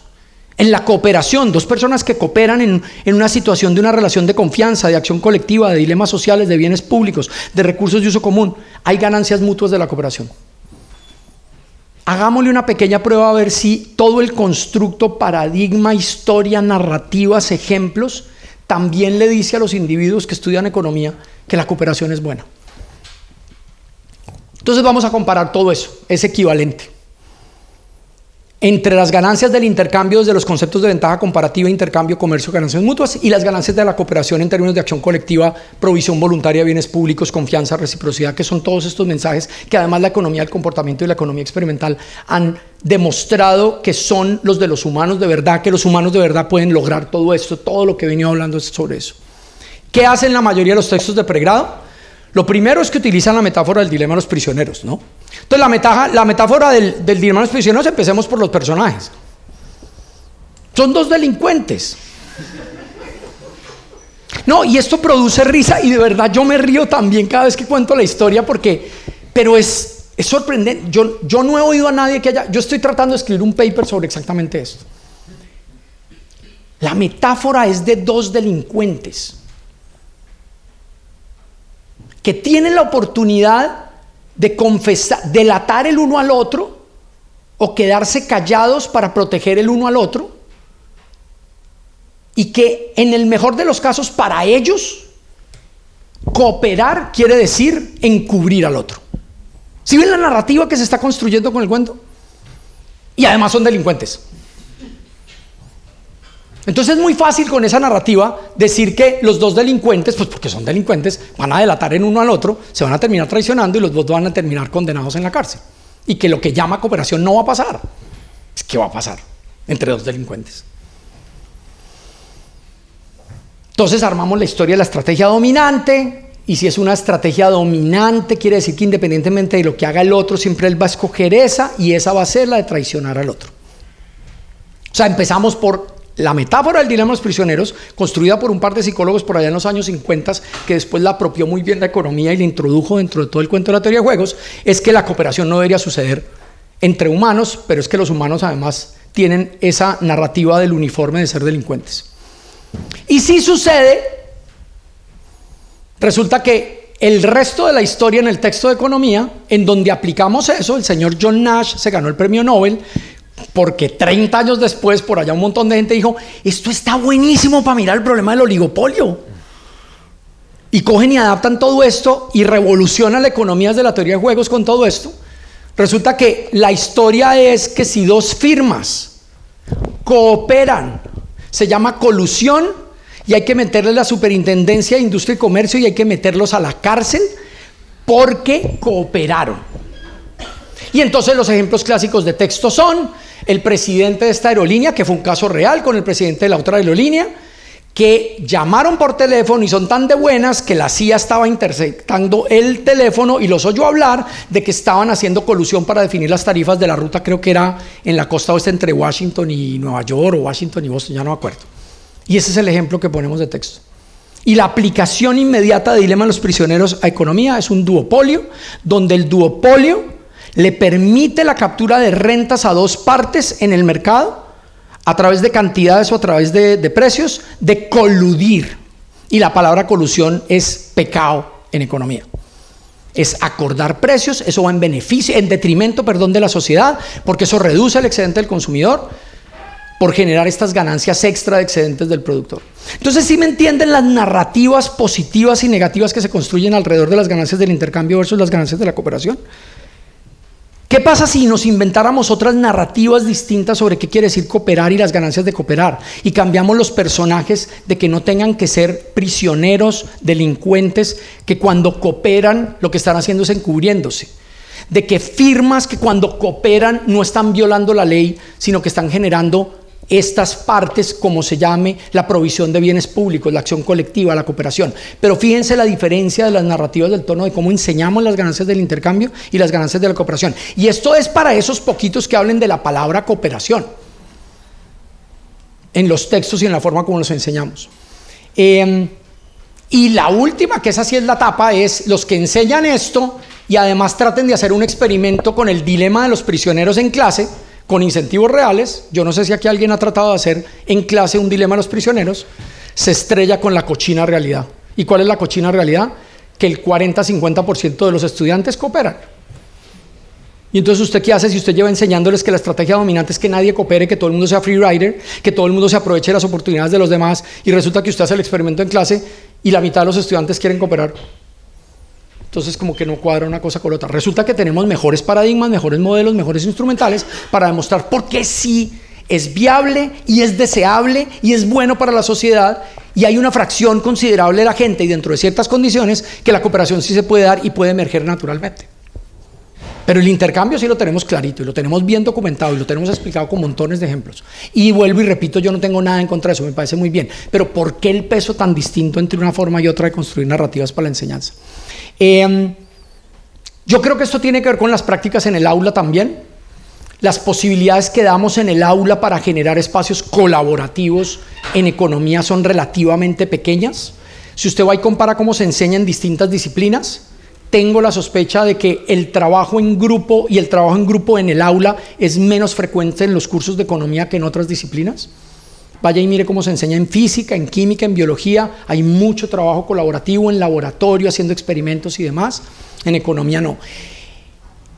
Algan, Kauk y Schleifer hicieron un estudio muy interesante que publicaron en el 2013 y les recomiendo que lo lean, y es que se fueron a averiguar en un montón de países cuáles eran las prácticas de estudio en el aula y de qué tanto del estudio del aula era con trabajo colaborativo o trabajo individual. Por ejemplo, si en el aula se asignaban tareas en grupo o en tareas individuales dentro del aula y para fuera del aula. Y miraron para esos países mediciones, por ejemplo, de capital social, y simplemente les doy uno de los datos. En los países donde había menos trabajo en grupos o no había trabajos en grupo, o en los países donde siempre se toman notas del tablero y los estudiantes se están tomando notas del tablero, baja la probabilidad de que en esos países haya confianza generalizada en la encuesta mundial de valores sobre confianza, baja la membresía de los ciudadanos en asociaciones cívicas, digamos asociaciones de capital social, la confianza en los funcionarios públicos y la creencia de que los funcionarios públicos son justos en sus acciones, como parte de una correlación en términos de qué pasa en el aula y qué pasa en los valores ciudadanos de las personas.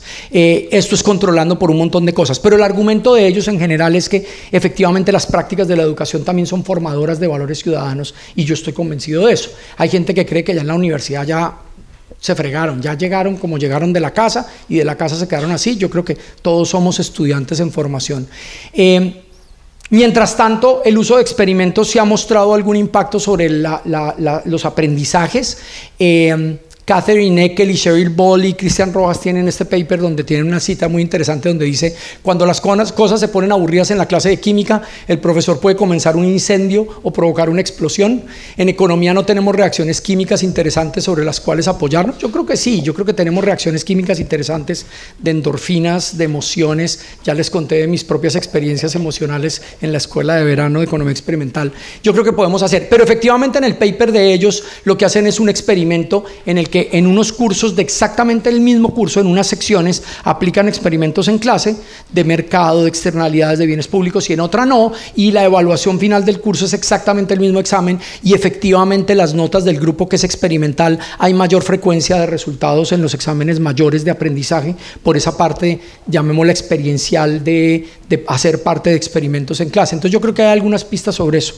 Parte del mensaje que yo he querido comunicar es que de la misma manera que podemos aprender mucho de lo que la gente trae del campo a las decisiones, al laboratorio de campo, que digamos que es con un modelo que trato yo de armar, que salió de mi tesis doctoral hace muchos años y que creo que tiene todavía alguna validez en eso, es que hay un montón de capas de cosas que usamos en la racionalidad para tomar decisiones, donde obviamente los incentivos materiales están, pero hay otras cosas en términos de valores individuales, valoraciones morales de las situaciones, y hay unas cosas comunitarias en términos de normas sociales, y todas van intercambiando entre esas etapas, flujos de información que van determinando si al final uno se decide cooperar o no. Lo que estoy tratando de decir es que esto mismo que aprendemos de llevar el laboratorio a campo y aprender de campo qué traen al laboratorio los campesinos, los agricultores, los irrigadores, las personas que manejan bosques, de pronto podemos hacer lo mismo en el aula de clase.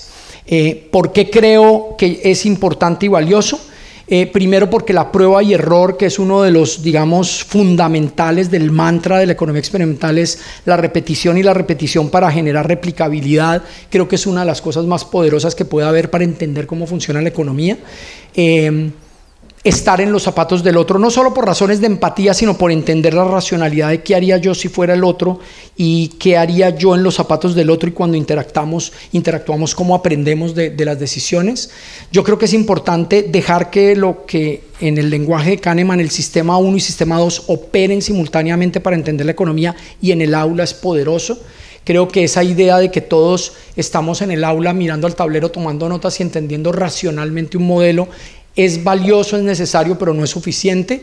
De alguna manera tenemos que reconocer que somos más Sparrows y menos Spocks en todas estas decisiones sobre lo que está pasando en la economía, las emociones, la racionalidad acotada, las heurísticas, los sesgos cognitivos, todos hacen parte de las decisiones, y es más fácil es muy fácil introducir eso en los primeros años de la enseñanza de la economía y poner a los estudiantes en el tono de que todas estas cosas están pasando. Toda esta literatura que está pasando con el cuento de los nudges y demás, yo creo que se puede aterrizar muy bien en la introducción a la economía para entender que hay, con experimentos muy sencillos y muy robustos, demostrar a los estudiantes que tenemos racionalidad acotada, que tenemos aversión al riesgo, que tenemos preferencias sociales, que tenemos preferencias por el medio ambiente, que estamos dispuestos a sacrificar en lo material por generar más justicia. Todo eso hace parte de la cotidianidad de la gente y lo podemos incorporar, y en ese sentido el modelo económico que podemos tener ahí es mucho más humano que eso. La sola idea de acciones estratégicas con consecuencias interdependientes, que lo que haga yo afecta al otro y lo que hace el otro me afecta a mí, es mucho más común en la economía cotidiana, que esa idea del agente atomístico. Es pasar de la física newtoniana de átomos que simplemente actúan en función de sus propias fuerzas versus las interacciones sociales, y esa idea de que lo que yo haga afecta al otro y lo que el otro hace afecta a mí, y que lo que yo creo que hace el otro y lo que yo creo que el otro cree que hago yo, que suena tan abstracto en teoría de juegos, es una cosa que hacemos todos los días a toda hora. Todo el tiempo lo hacemos. Y comunicarlo con teoría de juegos, comunicarlo con modelos de racionalidad, es relativamente fácil a través de experimentos en clase para incorporarlo en eso. Y yo creo que eso va y debe ir acompañado del pensamiento crítico, en que cada uno de esos estudiantes vuelva y se cuestione lo que le están enseñando. El señor Vernon Smith no se comió el cuento de Chamberlain. Quedó provocado y persistió, y creo que le ha ido bien en la vida académicamente por esa persistencia. Se demoró unos años, sí, y siguió persistiendo y sigue preguntándose eso. CORE trata de hacer eso. Yo no quiero hacer de esto un evento publicitario de CORE, pero CORE trata de hacer muchas de estas cosas, y es un proyecto colectivo donde varias personas pensamos que se puede mejorar esa enseñanza, en donde las metáforas y las narrativas no sean las de los presos delincuentes que violan la ley, sino la de dos personas que comparten un recurso común, la de dos personas que pueden importarle el bienestar del otro, y sobre eso pueden construir una narrativa mucho más fácil. Es mucho más fácil con el texto de CORE hacer un experimento con el dilema de los prisioneros o el juego del ultimátum y obtener resultados que son muy replicables en el mundo entero, y explicar con mejores narrativas por qué los humanos de verdad si les importa la justicia o si quieren cooperar o están dispuestos a sacrificar en lo personal por ayudar al otro, que con los textos convencionales que tenemos. Y CORE ya casi viene en español. Hoy tuvimos una reunión maravillosa para seguir avanzando en este esfuerzo, poner esto en español. Fuera de eso, digamos que con CORE vamos a agregar un portal que está en construcción en este momento de experimentos de laboratorio para traer al aula de clase para incorporar a la enseñanza de esto, y ya muy pronto vamos a poder tener noticias sobre ese portal para meter allí. Pero la idea de CORE es que tengamos muy pronto en español y con estos experimentos un aparataje más completo para poder meter mejor estas preguntas y sobre todo responderle a los estudiantes que nos están diciendo por todos lados que la desigualdad es uno de los retos o el reto más importante que tiene el planeta en este momento, que el cambio climático y el tema ambiental es uno de los problemas más importantes y que desde el principio deberíamos estar pensando en esos y no necesariamente arrancar con la idea de que hay un mercado en equilibrio competitivo con las condiciones ideales en que todos los que son tomadores de precios van a converger a una cosa que llamamos el núcleo o el core, irónicamente. Tenemos que llegar al core, pero a otro core. Y en ese sentido poder entender cómo es el funcionamiento de la economía de verdad. Quiero cerrar simplemente con un homenaje a una de mis mentoras, que es Elinor Ostrom, con una idea de por qué ella creó en Indiana precisamente lo que ella llamaba el workshop, el taller de teoría económica y política y teoría política y política pública, perdón. Y la idea del workshop, ella lo dice en un artículo que escribió el esposo y ellos siempre contaron eso. El término taller convergía a un sentido más cercano a su visión filosófica de la ciencia como una forma de artesanía. Yo creo que la economía es mucho más artesanal que científica. La economía es una disciplina donde la artesanía se refiere a cada problema, requiere unas herramientas, requiere una adaptación particular a lo que tenemos a la mano y lo ponemos a trabajar. La lógica de nuestro taller siempre ha sido que haya un grupo de investigadores de la economía, la ciencia política y otras disciplinas que trabajen juntos para comprender cómo los arreglos institucionales en un conjunto de diversos entornos políticos, económicos y ecológicos afectan el comportamiento de los resultados. Esa fue siempre la idea del workshop y uno lo vivía ahí en ese lugar, en que era la idea de taller. Vamos a pensar en este problema y vamos a traer disciplinas, vamos a traer herramientas, y las herramientas pueden ser mucho más que un martillo. Probablemente han oído la historia, pero si usted tiene un martillo en la mano, entonces ahora todo le parece puntilla. No, todo no es puntilla, hay un montón más de cosas y de pronto a veces se puede soltar el martillo. La experiencia mía de estos 20 años de trabajar en eso es que esa conversación de ir del laboratorio al laboratorio de campo y del campo de vuelta al laboratorio y del laboratorio al aula ha generado un montón de posibilidades para poder generar estos aprendizajes en el sentido de que hay algo experiencial de la economía que tiene que ver con la economía real, con las motivaciones de la gente para estudiar economía y con ese poder que tienen los economistas para poder afectar la realidad, que tenemos que aprovechar desde todo eso, y creo que tenemos un montón ya hoy a la mano de herramientas, modelos, instrumentos y demás para mejorar la enseñanza de la economía para esos retos de este año. Y con eso termino. Muchas gracias.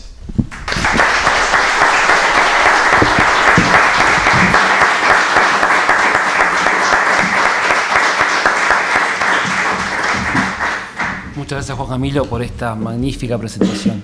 Tenemos unos minutitos para preguntas. Los tengo que grabar, así que me dieron deberes que tengo que darles esto. Comentarios. Voy a encender esto, si funciona. Sí. Comentarios, preguntas, sí, Marcelo.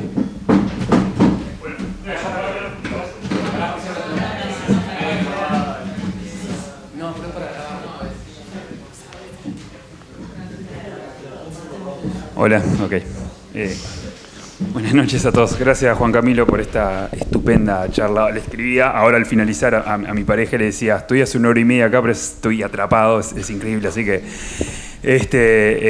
nada, genial. Yo tengo una pregunta, no sé si es muy concreta, pero vos decías, o sea, en algo de esto se ha avanzado a nivel de posgrado, o sea, pero hay como una brecha como mucho más importante a nivel de grado, y bueno, un poco la motivación de esto. Pero digamos, o sea, por ahí también es como un poco evidencial de mi doctorado, etcétera, pero o sea, hasta qué punto este enfoque está metido a nivel de formación de doctorado, o sea, ¿Qué tan cercana está esa brecha o qué se puede hacer? O sea, ¿hacia dónde? A nivel de posgrado. A nivel de posgrado, ¿no? Sí. O sea, es como, o sea, yo entiendo que tu enfoque es hacia nivel de pregrado porque la brecha es más grande, pero bueno, mi pregunta es, o sea, ¿cómo ves vos esto a nivel de posgrado y cómo uno podría avanzar hacia eso, ¿no? A nivel de posgrado, estoy de acuerdo que la brecha es más grande a nivel de pregrado y no solamente por la brecha, sino por la cantidad de gente que formamos y nunca más vuelve a acercarse a una formación de posgrado en economía. Esa es mi primera preocupación. Y es que son muchas personas que de aquí, probablemente de aquí también, y de la de Montevideo, y de la ORT y demás, salen rápidamente al mercado laboral a ejercer la economía como se la enseñaron. Y la que le enseñaron creo que podemos mejorarla. A nivel de posgrado, creo que en términos de aprendizajes teóricos, conceptuales, empíricos, hemos mejorado mucho en las herramientas. Digamos que todo el tema de inferencia ha mejorado mucho, y acuérdense que es que la historia de inferencia y de experimentación van muy de la mano. Es un gran aprendizaje que en la idea en que a través de métodos experimentales podemos resolver un montón de problemas de identificación que nos pueden mejorar la inferencia causal. Lo estoy diciendo perfectamente, pero mejorar mucho. Hay una conversación de ida y vuelta que ha mejorado mucho, que a nivel de posgrado seamos mucho más claros hoy en las inferencias causales. Yo estoy seguro que si hoy desentrañáramos 20 o 30 papers influyentes en economía de América Latina que derivaron en políticas públicas con gran poder y demás basados en datos empíricos, y miramos la econometría, creo que hoy no alcanzarían a pasar varios de ellos la prueba ácida de la inferencia causal, y en su momento pues fueron poderosos y fueron fluyentes y demás. Entonces a nivel de posgrado hemos mejorado mucho en las herramientas empíricas. En las herramientas conceptuales teóricas también hemos mejorado un montón. Tenemos una teoría de juegos mucho más completa, tenemos un montón de instrumental sobre modelos con información asimétrica, donde ya le metemos poder, donde ya metemos señalización. Tenemos un montón de instrumentos buenísimos a nivel de posgrado. Tal vez lo único que todavía no está a nivel de posgrado, pero por eso les conté mi experiencia de estudiante doctoral, pero en la vivencia experimental, es que en clase nunca, y creo que todavía no lo suficiente a nivel de posgrado, se están utilizando los métodos experimentales para la pedagogía en clase, aunque podemos ir avanzando y mejorando en ello. Tal vez ahí es donde todavía podemos mejorar más a nivel de posgrado, que los estudiantes doctorales, créanme que yo muchas veces aprendo más viendo un experimento, participando en un experimento, que tratando de modelar y resolviendo la solución analítica de un problema que estoy tratando de hacer en un experimento. Simplemente el solo hecho de observar a la gente tratar de resolver ese problema, pero además parar y preguntarles después del experimento. Cuando hago los pilotos, yo lo primero que hago con los que hago las pruebas de piloto de experimentos es que lo pruebo con estudiantes y apenas termino le digo, cuénteme qué estaba pasando por su cabeza cuando estaba diciendo. No, pues yo leí esta palabra y yo leí esto y lo interpreté así. Espere, ¿y por qué interpretó eso así? Y resulta que yo no lo quería que lo interpretara así, sino así. Y todo eso me parece que ha ayudado mucho a mejorar la formación a nivel de posgrado. Creo que podíamos hacer un poquito más, a meter a los estudiantes de posgrado un poquito más en la parte vivencial, en el aula, pero además por fuera del aula. Váyase, o sea, usted trabaja con una encuesta de hogares. Yo creo que los estudiantes graduados, todos los de posgrados, deberían por ley ir a replicar una encuesta de hogares ellos en un hogar al azar de alguna ciudad donde estén, solo para que entiendan el sufrimiento que es recoger una encuesta de hogares. Creo que sería bueno, pero además para entender un montón más de cosas. Pero nosotros cogemos las estadísticas, montamos esa vaina en R o en Stata y nos mandan el DTA y estamos felices y le damos a esas regresiones a la lata y nunca pensamos cada dato de dónde salió y cómo salió. Creo que podemos mejorar en eso también, en un poquito mejorar la parte de salirse del aula, irse a campo y entender eso, entrevistar gente, preguntarle, y en los experimentos incluido eso. Creo que ahí podemos hacer harto a nivel de digamos, en esto de la narrativa, que perdón, sí, pero en esto de la narrativa también, porque, o sea, sí, eso a nivel de posgrado, ¿cómo...? Hay mejores libros, hay mejores libros. Yo creo que hoy hay mejores libros. Yo no sé aquí qué tan obsesionados están con Mascolel, pero yo creo que ha pasado un poco la euforia. No sé, de pronto todavía sigue allí, pero creo que hay mejores libros y mejores textos para contar y construir narrativas. Y sí, hay que utilizar Mascolel y tenerlo al lado, porque el instrumental analítico es muy limpio, muy elegante matemáticamente, y lo digo con admiración y respeto, pero la cosa es si eso le podemos poner esa parte humana de carne y hueso, de relevancia, de pertinencia y eso, y yo creo que ahí podemos mejorar un poco más. ¿Sí? Yo creo que primero arrancamos con carne y hueso y después podemos llegar a la abstracción, que al revés. En muchas ocasiones en posgrados arrancamos por la abstracción analítica matemática y después le tratamos de buscar como la historia que cuadre para que suene a que eso tiene relación con la realidad. Yo creo que podemos arrancar primero por las realidades de muchas formas. La realidad es sucia, llena de mugres, llena de distorsiones. A mí me pasó que una persona decidió quitarme el dinero en mis narices y quedarse con $90 y eso me puso a pensar mucho la naturaleza humana, y fue a través de la replicación y la replicación que dije, pues sí, son outliers y pasan, pero esa situación en la mayoría de experimentos es una minoría la que se comporta de esa manera, pero la replicación y eso le sirve mucho al aprendizaje para vivir esas situaciones y la experiencia, la vivencia de eso, incluyendo el componente del sistema 1, o sea, esos 2 días el sistema 1 estaba prendido en mi cabeza y tuvo un efecto pedagógico muy grande. Creo que con los estudiantes de posgrado podemos lograr eso también. Sí. Muchas gracias.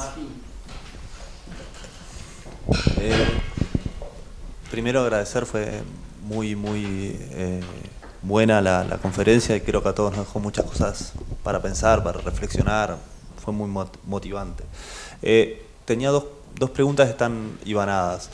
La verdad que cuando contaste la historia sobre los estudiantes que ponían a su ingreso la desigualdad como un eje, esperaba que cuando terminara la carrera hubiera desaparecido y aparecieran otras cosas.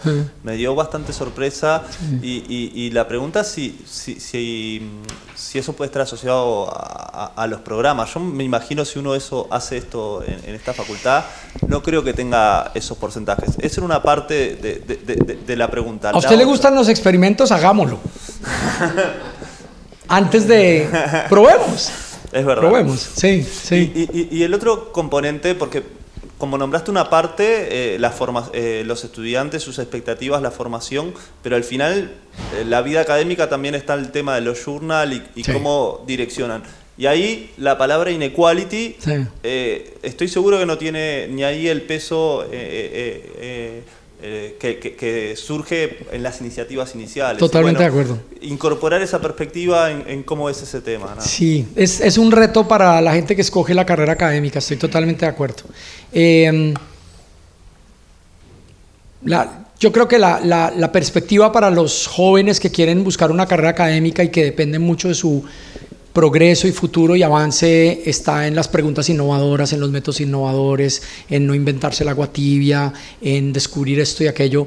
Le pone un reto muy grande, pues porque estos son como temas que a veces parecen obvios, a veces parecen que están tan generalizados, pero siempre va a haber cosas nuevas por hacer. Yo creo que siempre va a haber cosas allí mismo por seguir explorando, pero sí es un reto grande. Nos podríamos quedar acá sentados horas a hablar del problema que hay hoy de publicaciones científicas. Está el problema del sesgo de publicación, que yo creo que ya está suficientemente documentado. Es muy difícil publicar cuando no hay resultados significativos y son igualmente valiosos para la ciencia. Se está tratando de corregir, es lo que se viene llamando la crisis de la replicación. El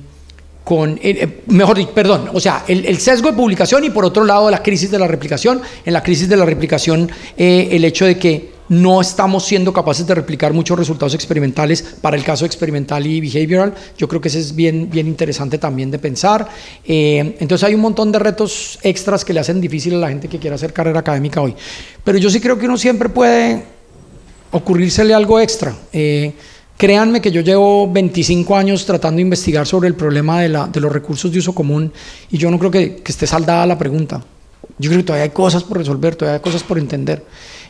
¿Por qué funciona y por qué no funciona? Y Ostrom nos puso al frente un montón de cosas, pero nos puso más preguntas y más retos. Todavía hay cosas por seguir explorando en esos grandes temas. Yo creo que no hay grandes temas que ya quedaron chequeados y que ya no hay por resolver. Toca seguirle buscando con innovación, con mejores diseños, con más preguntas, mejores métodos. Y todos los días aparece algo nuevo por agregar. Pero sí, y la competencia es cada vez más grande. Si ustedes miran en los journals, el problema de la competencia de las universidades asiáticas es que los departamentos de economía de un montón de universidades asiáticas con esa población tan grande que tienen están llegando a las competencias. Bueno, por un lado de crear journals, algunos predatorios peligrosísimos. Por favor, si son profesores jóvenes, no caigan en esas trampas de yo le publico ya su paper, mándeme los $800 y mi journal tiene ISBN y ya están con factor de impacto, está pasando, ya está indexado y tome. Pero la competencia está brutal porque está mucha más gente metida en la carrera armamentista de publicar journals, y creo que eso le está haciendo daño a la academia y especialmente a la economía. Porque por eso estamos dejando de pensar en las preguntas importantes por estar pensando en las preguntas innovadoras para poder publicar. La pregunta es si podemos juntar las dos y seguir siendo innovadores, pero en las preguntas importantes. Y a veces se nos están olvidando las preguntas importantes, porque a veces parecen ya obvias o ya resueltas. ¿Sí? En el caso de desigualdad es un ejemplo claro.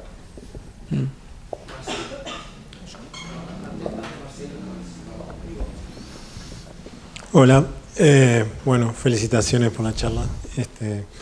No, quería hacer, me parecieron buenísimas las preguntas que le haces a los estudiantes. Entonces la vamos a hacer en la de Montevideo, ¿no? No, de hecho, bueno, a raíz de eso, un comentario primero antes de la pregunta, que es esto de que es economía derivar igual a cero, es una cosa que yo se los digo, que no caigan en esa tentación. Y está el artículo de Rubinstein, de un comentario, A Skeptical Comment on the Studies of Economics, que justamente dice eso, que en el experimento donde presenta el echar gente o no con formulación matemática, la gente echa más gente que si es con una tabla, una matriz con la tabla. Sí. Entonces le digo que no caigan en esa exactamente. Sí. Pero eso era más que nada un comentario. La pregunta es, otra cosa que le digo a mis estudiantes es, yo le doy mucho de behavioral en un curso de micro en la maestría, y en el pregrado no tanto, en mi curso de ambiental y de micro no tanto behavioral, pero sí les digo lo siguiente, para motivar mi pregunta, que si los economistas estuviéramos tan equivocados, el mundo, los economistas como ese bicho convencional, ortodoxo, ¿no? El mundo sería distinto, ¿no? Como para que no caigan en la tentación también de, bueno, ahora esto es todo behavioral y todo lo anterior está mal, ¿no? Entonces la pregunta, que es media filosófica, sería, a raíz tipo del argumento de Bowles en el libro de Moral Economy, es filosófica la pregunta, no es una opinión que te voy a pedir. Y lo planteo en un ejercicio que todos conocemos quizás, que es el de los jardines de infantes en Haifa. Obviamente Bowles lo dice porque es obvio, si le hubieran pegado, si la multa hubiera sido más alta, quizás la gente no hubiera llegado más tarde, ¿no? con el precio. O sea que el tamaño del precio importa, ¿no? Lo cual es más economía convencional. Entonces la pregunta motivada en ese ejemplo es, bueno, ¿qué tanto pensás vos que este argumento de Bowles de que, bueno, utilizar incentivos económicos para regular puede crowd out los incentivos morales, más que nada pensado como bueno, un desafío de la regulación futura, y también pensado como, bueno, qué hacer con todo esto nuevo de behavioral, etcétera? Entonces, no sé si fui claro, es una pregunta de opinión, y es, bueno, ¿qué tanto podemos, más allá de que existen un montón de sesgos en comportamiento y no sé qué, no sé cuánto, que están no prediciendo lo que la teoría convencional diría que comporta la gente, qué tan grandes son esos sesgos como para en qué momentos abandonar la receta convencional para cambiar el mundo ahí afuera, que sea un mundo mejor que lo que queremos? No, de la receta convencional hay muchas cosas por rescatar y muchas cosas que hay que mantener, que creo que hay que mantener. Cuando nosotros decimos los economistas los precios importan, claro que importan. Las instituciones importan. Hoy ya estamos más o menos convencidos que sí. Hace 30 años North estaba ahí como medio tratando de convencer al resto del planeta, y en un tiempo relativamente moderado fue capaz de convencer al resto del planeta del dogma de que las instituciones importaban, y hoy podemos estar seguros de que las instituciones y los precios importan. Y de pronto hay uno extra que le podemos decir, las emociones importan. Entonces ese sí todavía está difícil de convencer a la gente. Pero si empezamos entre los precios importan, claramente, convicción, yo creo que la mayoría de economistas saben que los precios importan. Las instituciones también, más o menos está más o menos, no tan fuerte como precios, pero sí instituciones importan, y las emociones importan, esa todavía está muy cruda, todavía está muy naciente, muy joven. Pero más allá de solamente esas tres, ¿cómo interactúan entre las tres? Y el tema precisamente de Bowles y el problema de crowding in y crowding out es un buen ejemplo de interacción entre precios y otras cosas, precios instituciones, precios emociones. El experimento de Haifa es un buen ejemplo, pero hay otros muy buenos también de crowding in. El de Haifa es crowding out y ese fue uno de los primeros, creo que fue el primer paper que yo publiqué sobre el tema, digamos, experimental, demostrando que podía existir el crowding out en campo en ese sentido. Pero crowding in también, y ahorita Uruguay está en un experimento que es el del impuesto a las bolsas de plástico. Lo estuvimos hablando ayer y hace un rato también lo estábamos hablando. Creo que entiendo que son 4 pesos por bolsa. ¿Los precios importan? Sí, pero esos 4 pesos es porque le va a cuadrar a usted en su modelo de utilidad del consumidor. Haga la grafiquita, la curva de indiferencia y desentrañe el efecto sustitución y el efecto ingreso. Los 4 pesos no le van a mover nada. Y sin embargo, un montón de gente, entiendo, está dejando de usar las bolsas plásticas. Ahí hay un crowding in. Los 4 pesos simbolizan mucho más que el valor monetario de los 4 pesos en la restricción de presupuesto. Los 4 pesos señalizan compromiso moral. Los 4 pesos significan que usted está en la caja del supermercado y vienen 2 o 3 personas detrás suyo cargando la bolsa de tela para poder pagar y el cajero le pregunta, no sé cómo es aquí, pero en otros países necesita comprar las bolsas de plástico. Los 4 pesos los pagaría feliz, tranquilo. Pero hay una cosa de vergüenza delante de los otros. O al revés, usted hizo el esfuerzo, trabajó la bolsa reusable y con orgullo le gusta decir, no necesito las bolsas. Y la utilidad marginal del dinero, los 4 pesos, no es lo que va a determinar su decisión. Entonces, crowding y crowding out, esta interacción entre precios importan, instituciones importan, emoción importan, es eso en lo que podemos ir enriqueciendo y no tenemos que matar un montón de cosas del modelo convencional que está ahí presente. Pero ¿cómo interactúan? Lo que pasa es que se van volviendo los modelos mucho más complicados. Mucho más complicado. Yo le digo a mis estudiantes, miren cuántas soluciones, a estudiantes avanzados, cuántas soluciones cierran del modelo, para que el modelo cierre analíticamente por principios de convexidad. Y usted le mete concavidad a algunas de las funciones y se le vuelve un zaperoco. Porque la concavidad es muy problemática matemáticamente y se vuelven un montón de soluciones de esquina y el modelo no cierra y múltiples equilibrios y un montón de cosas. Entonces necesitamos convexidad en algunas cosas claves para poder que haya soluciones interiores elegantes y todo eso. Desordenémonos un poquito, o sea, ensuciémonos las manos, vámonos afuera y miremos cómo funciona y probablemente nos tenemos que devolver al tablero y volver a construir un poquito mejor el modelamiento, pero mejoremos el modelamiento observando la realidad. Sí, hay gente como Einstein que es capaz de sentado en el escritorio imaginarse los agujeros negros, imaginarse la ley de la relatividad, pero yo no creo que esos van a aparecer con mucha frecuencia en economía. Arrow se murió y después de Arrow yo no creo que de esa estatura. Entonces de pronto hay otros que lo que hacen es vamos a mirar los datos en 400 años de desigualdad y escribimos el Capital en el siglo XXI y empezamos a sacudirle a la gente un montón de cosas a través de la observación empírica y de ahí derivar entonces nuevos modelos y volver a replantear discusiones de nuevos modelos y eso. Entonces yo le creo más a eso y probablemente van a sobrevivir algunas cosas. Yo creo que en la economía convencional van a seguir sobreviviendo los precios, pero no solitos. Va a seguir sobreviviendo el concepto de externalidades, de costo de oportunidad, de maximización. Yo no tengo ningún problema con maximización porque depende de lo que estemos maximizando.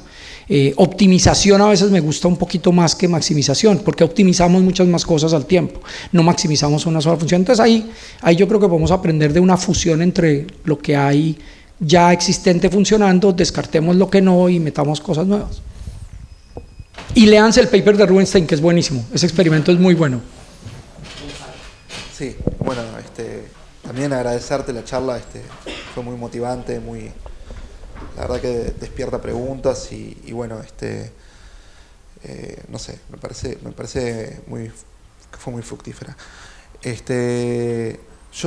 Mi consulta viene por el lado de que, bueno, el tema de los experimentos y identificar causalidades en el campo de la economía muchas veces, bueno, esto no es ninguna novedad, termina sesgando un poco las preguntas de investigación que existen, ¿no?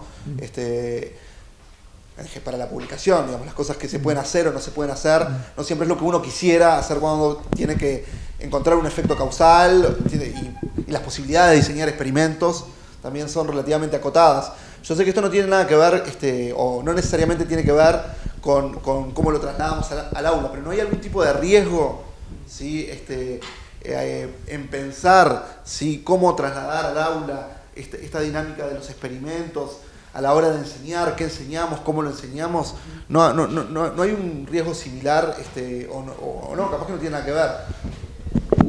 Sí, yo no estoy diciendo que hay que hacerlo siempre y para todo.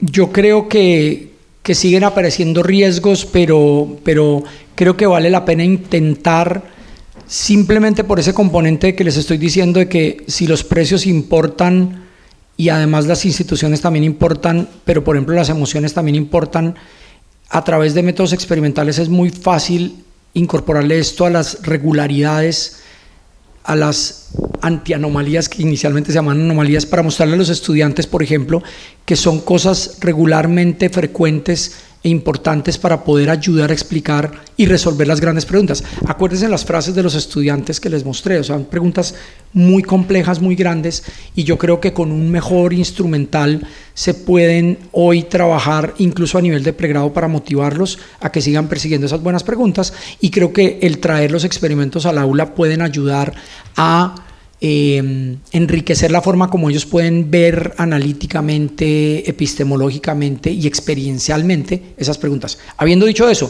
yo no estoy diciendo que los experimentos sean perfectos. Los experimentos tienen un montón de problemas también. Problemas éticos, problemas de efecto Hawthorne, me están observando cómo me debería comportar, problemas de validez externa, problemas de abstracción, tienen también un montón de riesgos. Yo no estoy diciendo que sean una silver bullet que va a resolver todo eso. Creo que también tienen algunos riesgos, pero por lo menos ser conscientes de ellos. Pero de la misma manera como en el tema de identificación y causalidad que hemos avanzado tanto, yo estoy de acuerdo con su primera parte de su reflexión, y a mí a veces me preocupa con estudiantes que quieren trabajar unas preguntas muy interesantes y si no encuentran la variable instrumental perfecta, abandonan una pregunta muy buena. Y a veces me da pesar porque hay preguntas buenísimas, pero no tienen la variable de identificación perfecta, el instrumento. Y se desaniman porque van a donde el profesor de econometría avanzada o el jurado de tesis o en el curso de econometría y dicen: profe, pero es que me dijeron que ese instrumento no sirve por esto y esto y esto, entonces yo voy a cambiar de tesis. Y entonces voy a hacer otra cosa distinta porque es que sí, ahí hay un instrumento que es bueno.